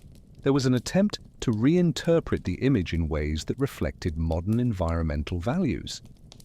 A third challenge was the question of truth and illusion in an age of information. Historically, the illusion that the figure was real had been maintained through a silent conspiracy between parents, educators, and media. Everyone agreed to maintain the illusion, not to reveal the truth to children. But in the internet age, this conspiracy became much more difficult to maintain. Children could easily find information about the figure on the internet. They could read discussions about whether the figure was real. They could watch videos that revealed the truth. This change created a new and challenging situation. Parents had to decide how to deal with the fact that the illusion was much easier to discover. They had to decide whether they should try to maintain the illusion despite the availability of information, or whether they should accept that the truth would be discovered earlier. There were questions about what was the best way to deal with this situation, about how to protect the magic and illusion while still respecting children's ability to access information. A fourth challenge was the question of increasingly aggressive commercialization. As corporations became more sophisticated in their marketing techniques, as advertising became more targeted and more persuasive, there were growing concerns about how the image was being used to manipulate people, especially children. There were concerns about how advertising was creating artificial desires, about how it was teaching children that happiness was linked to consumption. There were concerns about how the image was being used to exploit people's emotions for commercial purposes. These concerns were particularly intense during periods of economic crisis. When people were struggling financially, the pressure to spend money on expensive gifts in the name of the figure could seem especially unfair. There were critics who argued that the commercialization of the figure was predatory, that it was used to exploit people's vulnerabilities, especially parents who wanted to provide joy to their children. A fifth challenge was the question of cultural relevance in an increasingly secular world. In many parts of the world, especially in developed Western societies, there was a decline in religious participation. There were fewer people who saw the celebration in religious terms, fewer people who connected it to spiritual values. The figure was becoming increasingly secular, increasingly focused on commercial and entertainment aspects.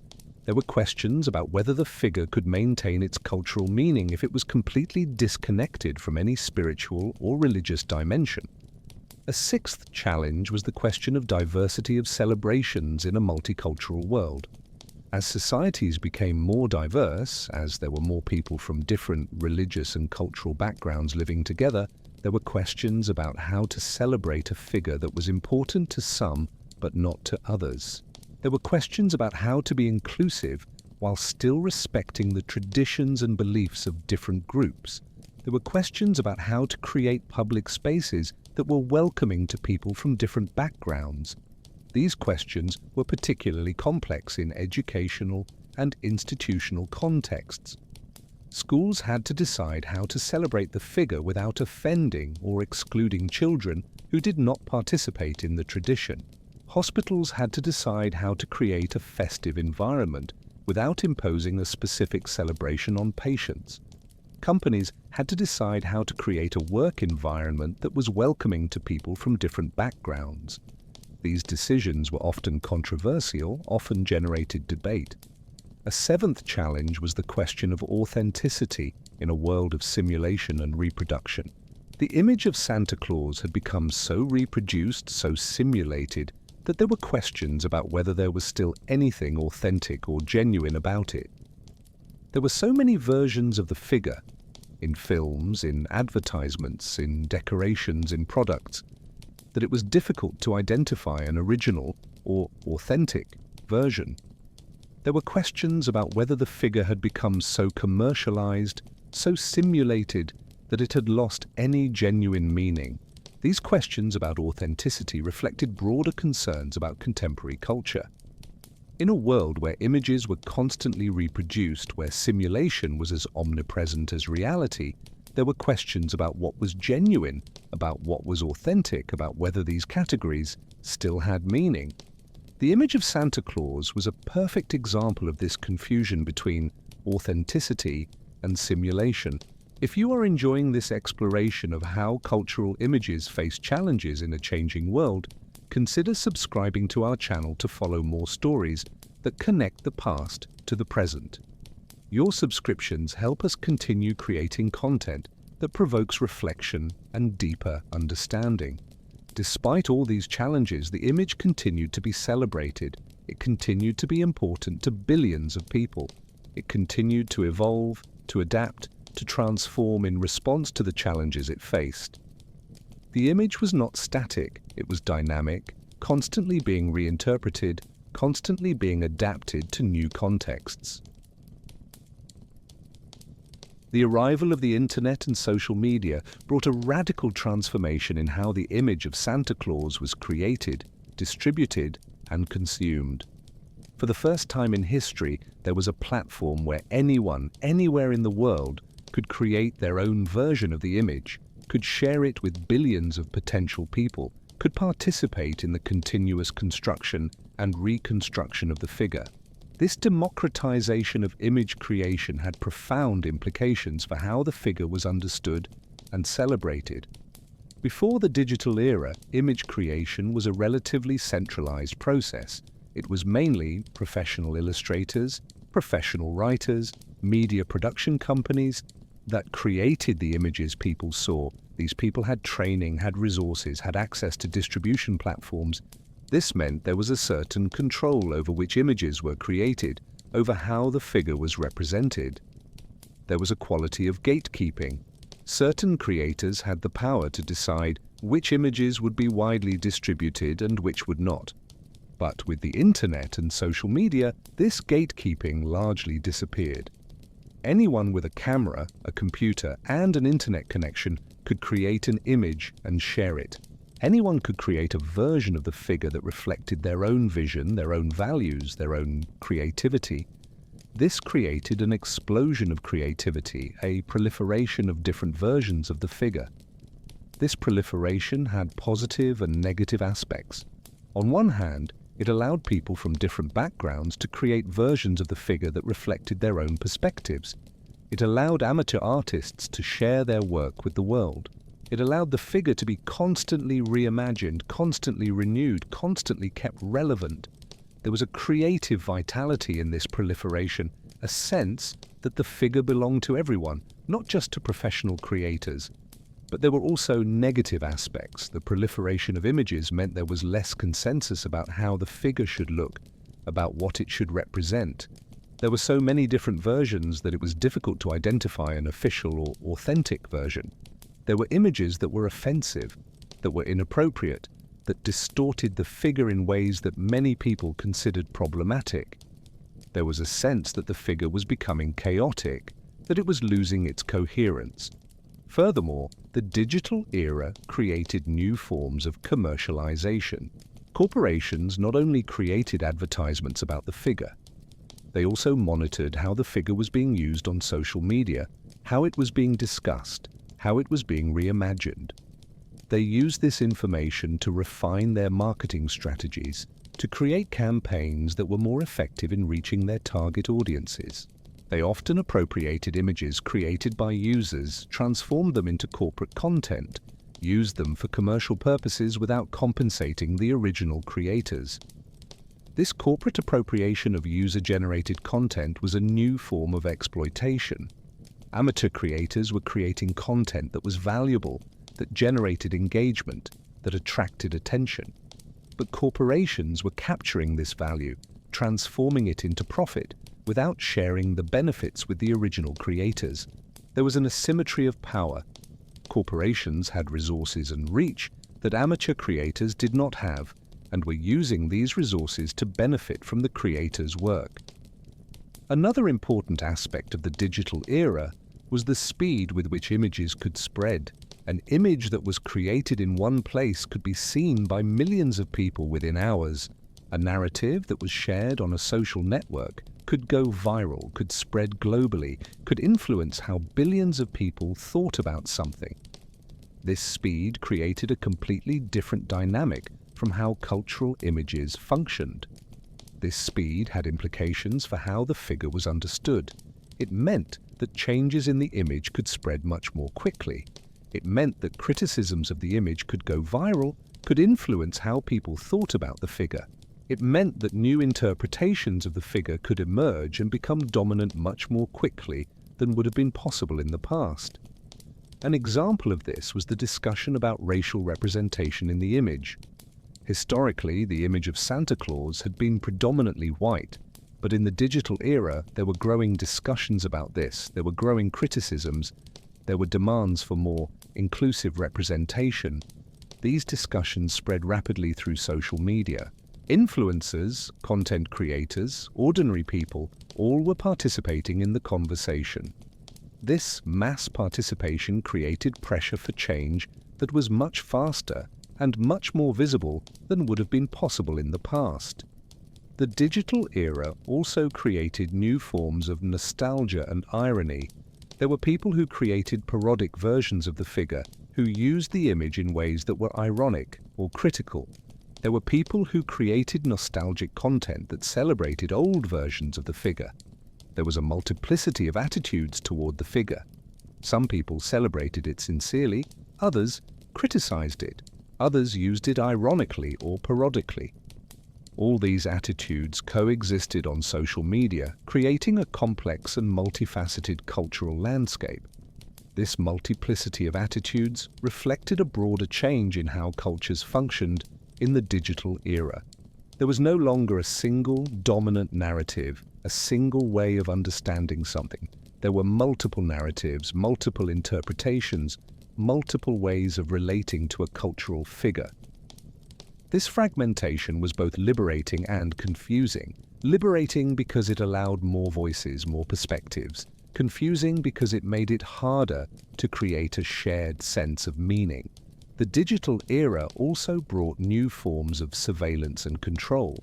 Corporations and governments were collecting data about how people interacted with the image, about what they said about the figure, about how they celebrated it. This data was used to refine marketing strategies, to predict consumer behavior, to influence how people thought and acted. There was a dimension of surveillance in the digital era that had not existed before. This surveillance had implications for autonomy and freedom. People were being monitored while they created and shared content. Their actions were being tracked, analyzed, used for purposes they often did not fully understand.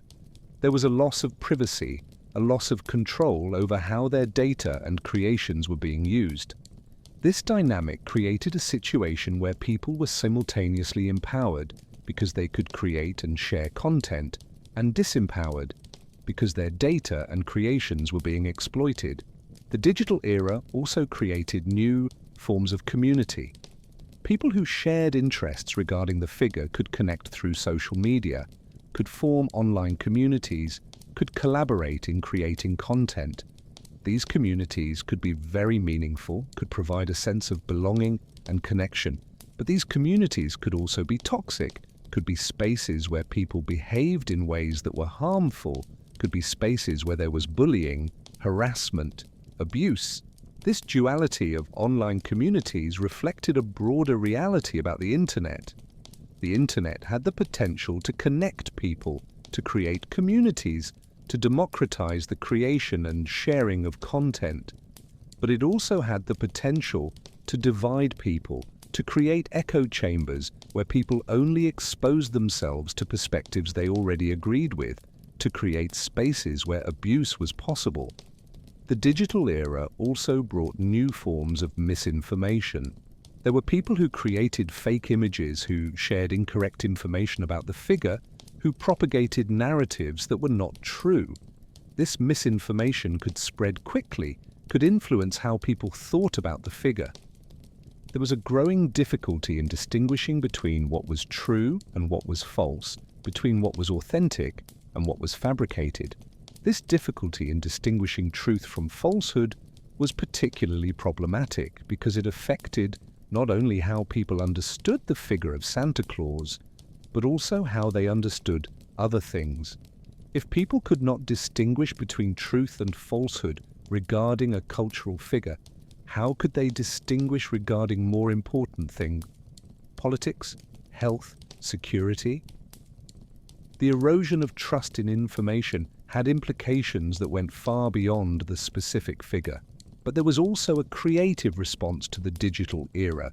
There were people who were using social media to tell more authentic stories, to share perspectives that were not heard in traditional media, to create communities around shared values.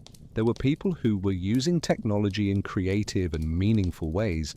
There was a sense that despite all the problems and challenges, there were also extraordinary opportunities in the digital era. The digital era also created new forms of activism. There were people who were using social media to question the commercialization of the figure, to advocate for more inclusive representation, to criticize aspects of the celebration they considered problematic. This activism could be very effective. A viral campaign could exert real pressure on corporations, could influence how institutions responded to issues of inclusion and representation. There was a sense that people had more power to influence culture than they had had in the past. But there was also a sense that this power was fragile, that it could be easily co-opted, that it could be transformed into something that was not what activists had intended. Corporations were quick to appropriate the language of activism, to use it for marketing purposes. There was a dynamic where genuine activism and corporate appropriation mixed, where it was difficult to distinguish between one and the other. As we reach the point where we can look back and reflect on the story we have told, it becomes clear that there are extraordinary parallels between how the image of Santa Claus was created, shaped, and propagated in the past, and how cultural images are being created, shaped, and propagated today. These parallels are not coincidences. They reflect fundamental patterns about how cultures function, about how images become powerful, about how people are influenced by the narratives that surround them. Understanding these parallels offers us tools to better understand the world we live in now. One of the most obvious parallels is the question of who has the power to create and distribute images.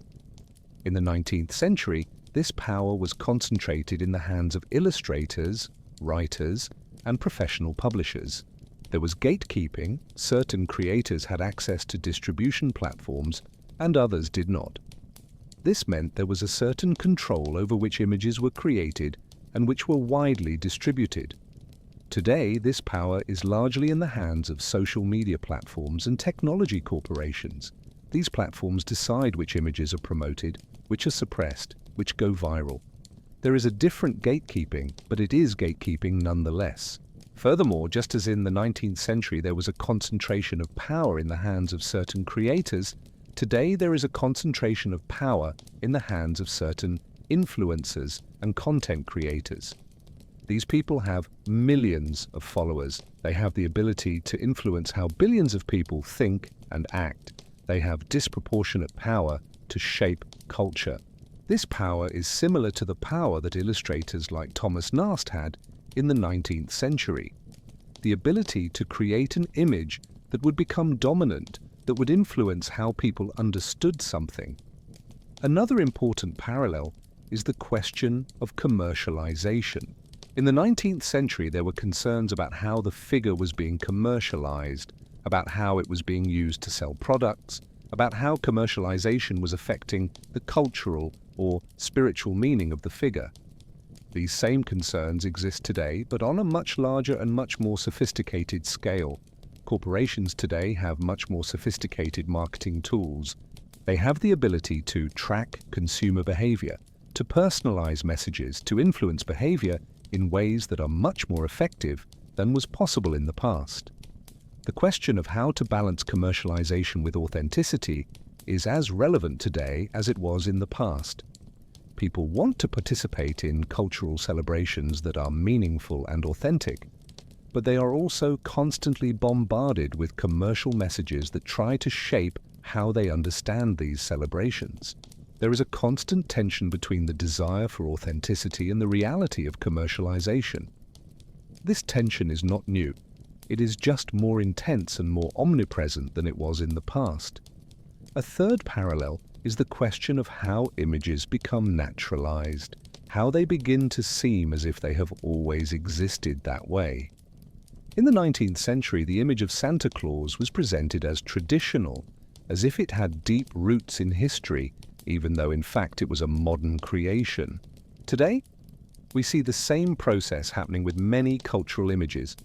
Images that become popular on social media are often presented as if they were authentic, as if they reflected universal values, even though in fact they are carefully created constructions. There is a tendency to naturalize what is modern, to present what is new as if it were old. This naturalization is powerful because it makes it harder to question the image. If the image seems to have always existed that way, if it seems to be part of tradition, then it is easier to accept it without questioning. It is easier to pass the image to the next generation without questioning its authenticity. It is easier for institutions to use the image without questioning whether it is appropriate to do so. Understanding this process of naturalization helps us be more critical of the images that surround us today. A fourth parallel is the question of how images are adapted to different cultural contexts. In the 19th century, the image of Santa Claus was adapted to reflect local traditions in different regions. In the Netherlands, it was incorporated into the tradition of Sinterklaas. In Germany, it was combined with the tradition of Krampus. In France, it was adapted to reflect French values. This adaptation allowed the image to be accepted in different cultures to coexist with local traditions. Today, we see the same process happening with many cultural images. Images that become globally popular are often adapted to reflect local cultural contexts. This adaptation is important for global acceptance, but it can also lead to a dilution or distortion of the original image. A fifth parallel is the question of how images are used to transmit values. In the 19th century, the image of Santa Claus was used to transmit values of generosity, kindness, joy, but it was also used to transmit values of obedience, of good behavior, of conformity with social norms. The figure was a tool for shaping how children behaved, how they understood the world, how they internalized values. Today, cultural images continue to be used to transmit values. Influencers use their images to transmit values about how people should look, how they should behave, what they should value. Corporations use images to transmit values about what is important, about what makes life meaningful. This transmission of values through images is as powerful today as it was in the past. A sixth parallel is the question of resistance and alternatives. In the 19th century, there were people who resisted the dominant image, who wanted to preserve local traditions, who questioned commercialization. These people did not manage to prevent the expansion of the dominant image, but they managed to create space for alternatives, for different forms of celebration. Today, there are people who resist dominant cultural images, who question commercialization, who create alternatives.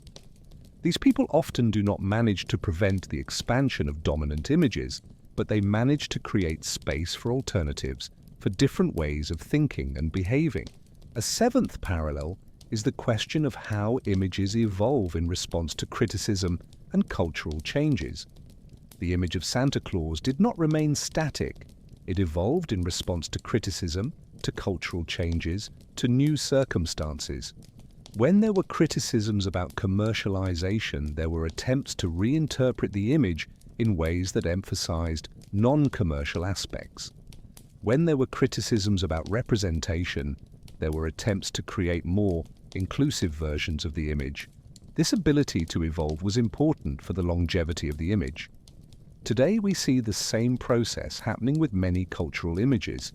The images that manage to remain relevant are those that manage to evolve, that manage to respond to criticism, that manage to adapt to cultural changes. An eighth parallel is the question of how images create community and connection. The image of Santa Claus was powerful in part because it created a sense of shared community. People who celebrated the figure felt connected to other people who also celebrated. There was a sense of participation in something larger than themselves. Today, cultural images continue to create community. People who share interests regarding certain images form online communities, create connections, feel part of something larger. This function of creating community is as important today as it was in the past. But there is also a ninth parallel that is more disturbing, the question of how images can be used for manipulation and control. In the 19th century, there were concerns about how the image was being used to manipulate people, to influence their behavior, to shape their desires. These concerns were legitimate. The image was used to sell products, to create artificial desires, to influence how people thought and acted. Today, these same concerns exist, but on a much larger scale. Corporations have much more sophisticated tools for manipulating people. They have the ability to track behavior, to personalize messages, to influence behavior in ways that are much more effective. There is a dimension of manipulation in contemporary culture that is much more sophisticated and much more omnipresent than it was in the past. A 10th parallel is the question of how images reflect and reinforce social inequalities. The image of Santa Claus reflected and reinforced certain social values, middle-class values, Western values, values that reflected the perspective of certain social groups. This meant that certain groups saw themselves reflected in the image, while others did not. Today, cultural images continue to reflect and reinforce social inequalities.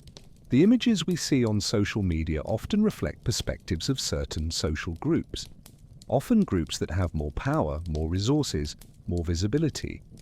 This means that certain groups see themselves reflected in the images, while others do not. This dynamic perpetuates social inequalities, perpetuates the marginalization of certain groups. But perhaps the most important parallel is this. Just as in the 19th century there were people who recognized that cultural images were constructions, that they were created by people with specific interests, that they could be questioned and criticized. Today there are also people who recognize this. There are people who are questioning the images that surround us, who are creating alternatives, who are trying to shape culture in ways that reflect their own values and perspectives. There is resistance, there is creativity, there is an attempt to create something different. Understanding these parallels offers us something important. It offers us the ability to recognize that what seems natural, what seems traditional, what seems universal, is often a construction, is often the result of choices that were made by specific people at specific moments. It offers us the ability to question these constructions, to think critically about them, to imagine alternatives. It offers us, in essence, the power to be active agents in the creation of culture, rather than simply passive consumers of the images that are presented to us. As we look to the future, a fundamental question arises that invites us to deep reflection. What will be the fate of the image of Santa Claus? Will it continue to be celebrated the way it is today? Will it evolve into something completely different? Will it be replaced by other images, other narratives, other figures? The answer to this question is not simple because the future is always uncertain, always contingent, always dependent on the choices people make. But we can explore some possibilities, some trends, some directions the image could move toward. One possibility is that the image continues to evolve in ways that reflect cultural changes. We are already seeing this happen. There are more inclusive versions of the image, there are versions that reflect environmental concerns, there are versions that question commercial aspects of the celebration. This evolution will likely continue. The image will be constantly reinterpreted, constantly adapted to new contexts, constantly transformed in response to criticism and cultural changes. This ability to evolve is one of the reasons the image has managed to remain relevant for so long. But there is also the possibility that the image fragments even more. In the digital era, there is so much diversity of interpretations, so much multiplicity of versions, that it may be increasingly difficult to speak of the image of Santa Claus as if it were a singular and coherent thing. There may be multiple images, multiple narratives, multiple forms of celebration, all coexisting, all competing for people's attention and loyalty. This fragmentation can be liberating. It allows more voices, more perspectives, more creativity. But it can also be confusing, can create a sense that there is no longer a shared meaning, that there is no longer a common ground on which to build community. Another possibility is that the image becomes increasingly corporatized, increasingly transformed into a marketing instrument. Corporations have incentives to keep the image alive, to keep it relevant, to continue finding new ways to use it to sell products. As marketing technology becomes more sophisticated, as the ability to track and influence consumer behavior increases, the corporatization of the image may intensify. The image may become increasingly an instrument of manipulation, decreasingly a symbol of genuine cultural values. But there is also the possibility of a reaction against this corporatization. There are people who are increasingly aware of how they are being manipulated, of how cultural images are being used for commercial purposes. There is a growth of movements that question consumerism, that advocate for more sustainable ways of life, that criticize the commercialization of culture. This reaction may lead to a rejection of the image, to a search for alternatives, to an attempt to create celebrations that are less commercialized, less focused on consumption. Another important possibility is that the image is increasingly questioned regarding issues of representation and inclusion. There is growing pressure for the image to be more diverse, more inclusive, more representative of the multiplicity of people who celebrate it. This pressure may lead to significant changes in how the image is represented, in how it is celebrated. It may lead to a multiplicity of images, each reflecting different cultural perspectives and identities, or it may lead to a rejection of the image by groups that feel excluded or marginalized by it. There is also the question of how emerging technology may affect the image. Virtual reality, artificial intelligence, augmented reality, all these technologies have the potential to transform how the image is experienced. It may be possible in the future to have immersive experiences with the figure, interactions that are much more realistic and engaging than is possible today. This may intensify the power of the image, may make it even more influential, or it may create a situation where the line between reality and fiction becomes so blurred that people lose the ability to distinguish between one and the other. There is also the question of how environmental changes may affect the image. As environmental concerns intensify, as people become more aware of the environmental impact of consumption, the image may become increasingly problematic. The association between the image and consumption, between the figure and buying gifts, may become increasingly difficult to justify. This may lead to a rejection of the image, or it may lead to a radical transformation of how the image is understood and celebrated. Another possibility is that the image is increasingly used for political purposes. We are already seeing this happen to some extent, and the image is used to promote certain political values, to criticize certain political groups, to mobilize support for certain political objectives. This politicization may intensify in the future. The image may become a battlefield where different political groups compete to shape the meaning of the figure, to use it to promote their own objectives. But there is also the possibility that the image becomes less important, that it is gradually replaced by other images, other narratives, other figures. As cultures evolve, as generations change, as new technologies emerge, new images may become more relevant. The image of Santa Claus may remain as a historical artifact, as something people celebrate out of tradition, but may lose the vitality, the relevance, the power it has today. An important question that emerges is, what role should people have in shaping the future of the image? Historically, the image was shaped primarily by professional creators, by merchants, by institutions. Ordinary people were primarily consumers of the image, not creators of it. But in the digital era, there is more opportunity for ordinary people to participate in creating and shaping the image. There is more opportunity for marginalized voices to be heard, for alternative perspectives to be expressed, for the image to be constantly questioned and reinterpreted. This democratization of image creation is potentially liberating. It offers the possibility that the image can be shaped in ways that reflect the values and perspectives of more people, not just an elite of professional creators. It offers the possibility that alternatives to the dominant image can be created and shared. It offers the possibility that the image can be constantly questioned, constantly criticized, constantly renewed. But there are also risks in this democratization. There is the risk that the image becomes so fragmented, so diverse, that it loses any coherence. There is the risk that content quality decreases, that there is more misinformation, more offensive images, more problematic content. There is the risk that corporatization intensifies, that corporations learn to exploit the creativity of ordinary people, that they use user-generated content for commercial purposes without compensating the creators. Another important question is, what is the responsibility of people who create and share images? When you create an image, when you share it, you are participating in shaping culture.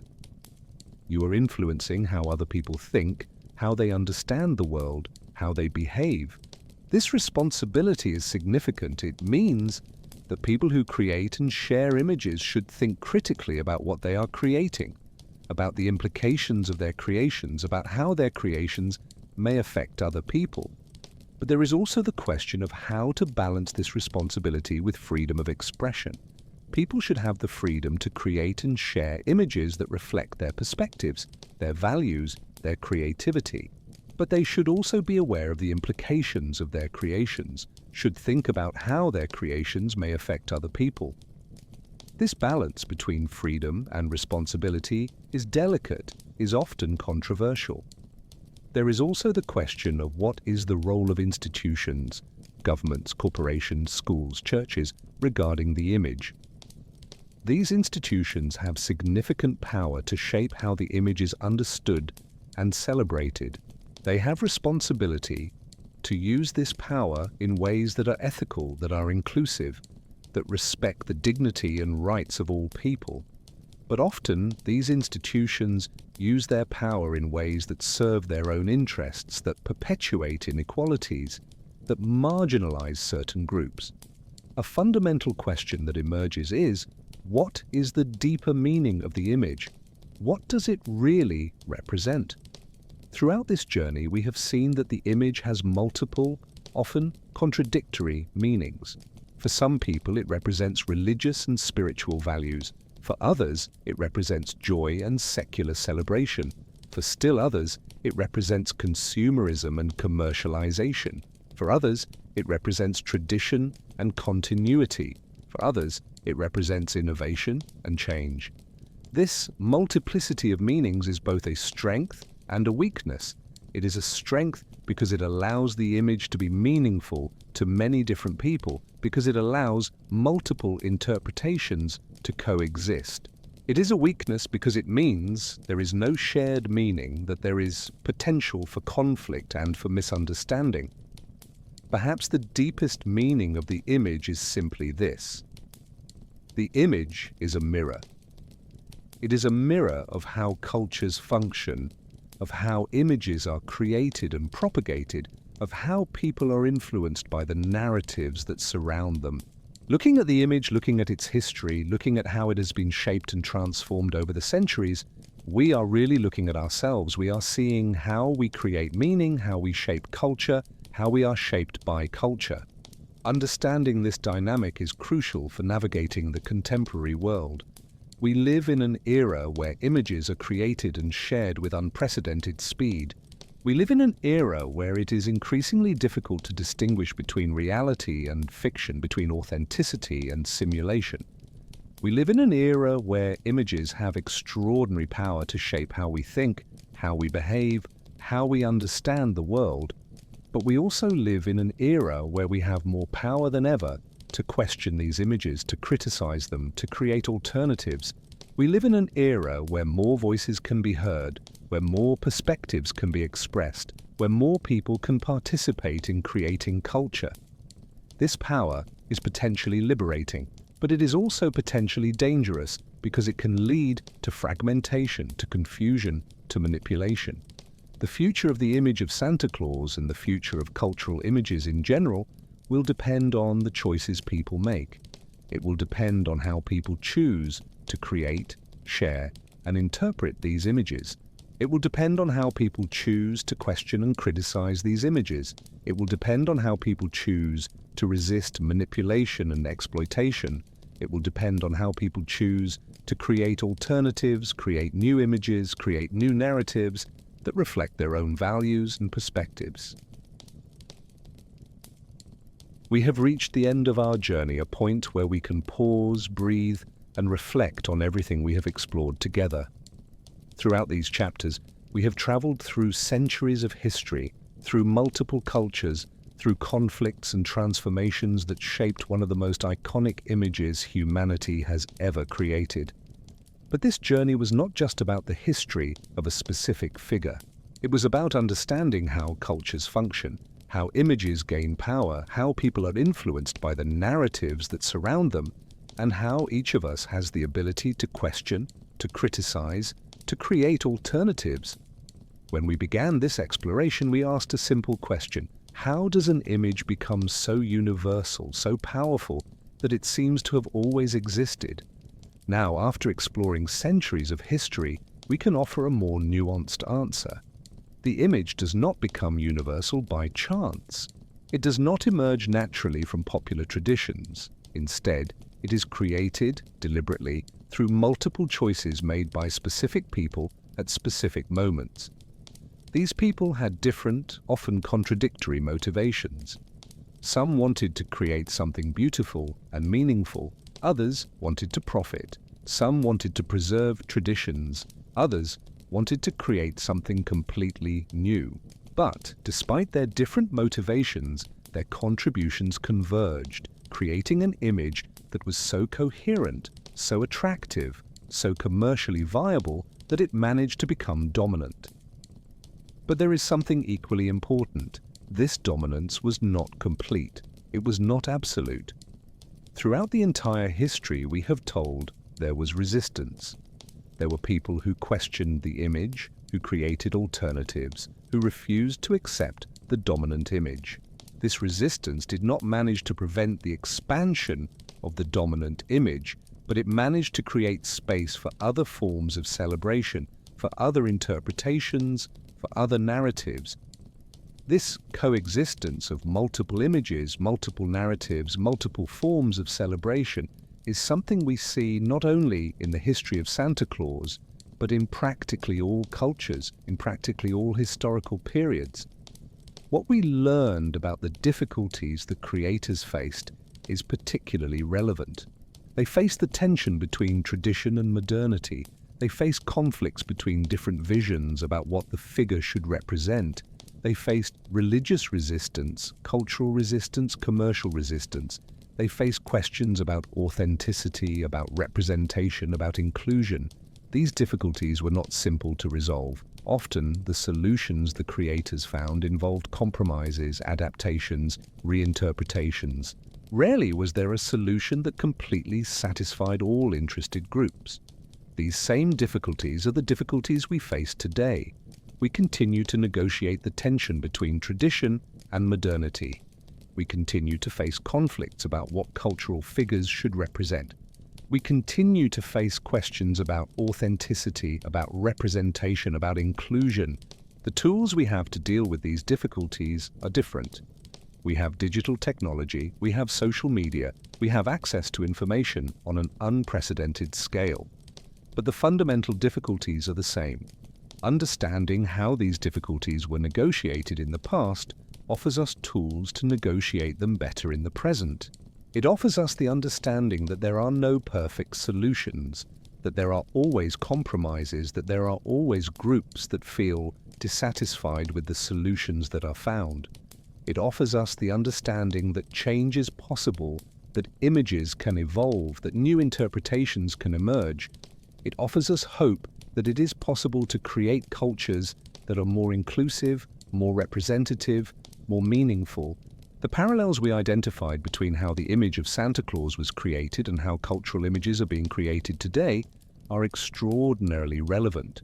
They show us that the fundamental processes of cultural creation have not changed as much as we might think. There is still concentration of power in the hands of certain creators and institutions. There is still commercialization of cultural images. There is still naturalization of what is modern, presentation of what is new, as if it were old. There is still adaptation of images to different cultural contexts. There is still transmission of values through images. There is still resistance and creation of alternatives. But there are also important differences. The speed with which images spread is much greater. The reach of images is much broader. The ability to track and influence behavior is much more sophisticated. The possibility for ordinary people to create and share images is much greater. These differences have significant implications for how cultures function, for how images gain power, for how people are influenced. One of the most important lessons we can extract from this story is the importance of being critical regarding the images that surround us. We should not accept the images presented to us as if they were natural, as if they had always existed that way. We should question these images. We should ask, who created this image? What was their motivation? What values does this image transmit? Who is included in this image and who is excluded? How is this image being used? These questions help us be more aware, more critical, more capable of resisting manipulation. Another important lesson is the importance of recognizing that cultural images are constructions, that they are created by people with specific interests. This does not mean that images are necessarily bad or exploitative. It means that they are not neutral, that they reflect specific perspectives, that they have real implications for how people think and behave. Recognizing this offers us the power to question these images, to imagine alternatives, to actively participate in the creation of culture. A third important lesson is the importance of creating space for multiple voices, multiple perspectives, multiple interpretations. The story we told showed that cultures are richer, more vibrant when there is space for diversity. When there is only one image dominant, when there is only one form of celebration, when there is only one perspective that is heard, the culture becomes impoverished. But when there are multiple images, multiple forms of celebration, multiple perspectives that are heard, the culture becomes enriched. Creating this space for diversity is a challenge because there are pressures for standardization, for uniformity, but it is a challenge worth facing. A fourth important lesson is the importance of being aware of how images can be used for manipulation and control. Corporations, governments, institutions have an interest in shaping how people think and behave. They use images, narratives, symbols to do this. Being aware of these processes helps us resist manipulation. make more autonomous choices, maintain our ability to think for ourselves. A fifth important lesson is the importance of recognizing that cultural images have real power. They are not just entertainment or decoration, they shape how people understand the world, how they behave, how they relate to other people. They can be used to promote inclusion or to perpetuate exclusion. They can be used to promote values we believe are important, or to promote values we believe are harmful. Recognizing this power offers us the responsibility to think critically about the images we create and share. A sixth important lesson is the importance of recognizing that all people have the ability to create and share images. In the digital era, it is not necessary to be a professional illustrator or a professional writer to create an image that can influence how other people think. Anyone with a smartphone and an internet connection can create content that can go viral, that can influence billions of people. This power is potentially liberating, but it is also potentially dangerous. It means that each of us has responsibility to think critically about the content we create and share. A seventh important lesson is the importance of recognizing that change is possible. The image of Santa Claus is not static. It evolves, it transforms, it adapts to new contexts. This ability to evolve is one of the reasons the image has managed to remain relevant for so long. This offers us hope that it is possible to change the images that surround us, that it is possible to create new narratives, that it is possible to shape culture in ways that reflect our values and our aspirations. But perhaps the most important lesson is this: we are the creators of culture. We are not simply passive consumers of images that are presented to us. We have the ability to question these images, to criticize them, to create alternatives. We have the ability to actively participate in the creation and shaping of culture. This ability is both a privilege and a responsibility. It is a privilege because it offers us power, offers us agency, offers us the ability to influence the world around us. It is a responsibility because it means we have to think critically about what we are creating, that we have to consider the implications of our creations, that we have to be aware of how our creations may affect other people. As you step away from this journey, as you return to your daily life, there is something I would like you to take with you. I would like you to look at the images that surround you, and on social media, in advertising, in media, in the conversations you have with other people, and that you ask the questions we explored together. Who created this image? What was their motivation? What values does this image transmit? Who is included and who is excluded? How is this image being used? These questions may seem simple, but they have the power to transform how you understand the world, how you relate to the images that surround you, how you participate in the creation of culture. I would also like you to recognize your own power. You have the ability to create, to share, to influence. You have the ability to question dominant images, to create alternatives, to shape culture. This power may seem small, may seem insignificant when compared to the power of corporations, governments, large institutions. But the story we told showed that significant cultural changes often begin with individuals who question, who create alternatives, who refuse to accept the status quo. You can be one of those people. And finally, I would like you to recognize the importance of community. Cultural images are created and shared through communities. They gain power through communities. They are transformed through communities. You are not alone in this journey of questioning, of criticizing, of creating. There are other people around you who share your concerns, who share your aspirations, who are trying to create a culture that is more inclusive, more meaningful, more authentic. Connect with these people, work with them, create with them. Together you have the power to shape culture in ways that reflect your values and your aspirations. The story of Santa Claus is ultimately the story of ourselves. It is the story of how we create meaning, of how we shape culture, of how we are shaped by culture. It is the story of how images gain power, of how narratives become reality, of how choices made by specific people at specific moments have implications that reverberate through the centuries. It is the story of conflict, of resistance, of creativity, of change. And this story does not end here. It continues to be written every day through the choices people make, through the images they create and share, through the narratives they tell. You are part of this story. Your choices, your creations, your narratives, all of this contributes to the way culture evolves, to the way images gain or lose power, to the way meaning is created and shared. So as you step away from this nighttime journey, as you return to your life, take this understanding with you. Take with you the awareness that the images that surround you are constructions, that they are created by people, that they can be questioned and criticized. Take with you the recognition of your own power to create, to question, to shape culture. Take with you the importance of community, of connection, of working together to create something better. And if you have a moment, leave a comment telling us what you thought about this journey. Let us know what you felt while exploring this story. Your comments connect us, remind us that we are together in this experience despite the distance.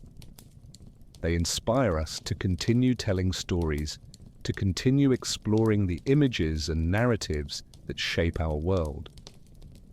Thank you for following this journey with us. Thank you for being willing to question, to reflect, to imagine alternatives. Thank you for being part of our community. May you sleep well tonight, knowing that you have the power to shape culture, to create meaning, to make a difference in the world around you. And may you wake up tomorrow with a deeper understanding of how the images that surround you were created, and with a renewed determination to actively participate in creating a culture that is more inclusive, more meaningful, more authentic. Good night. Rest well. And until the next story.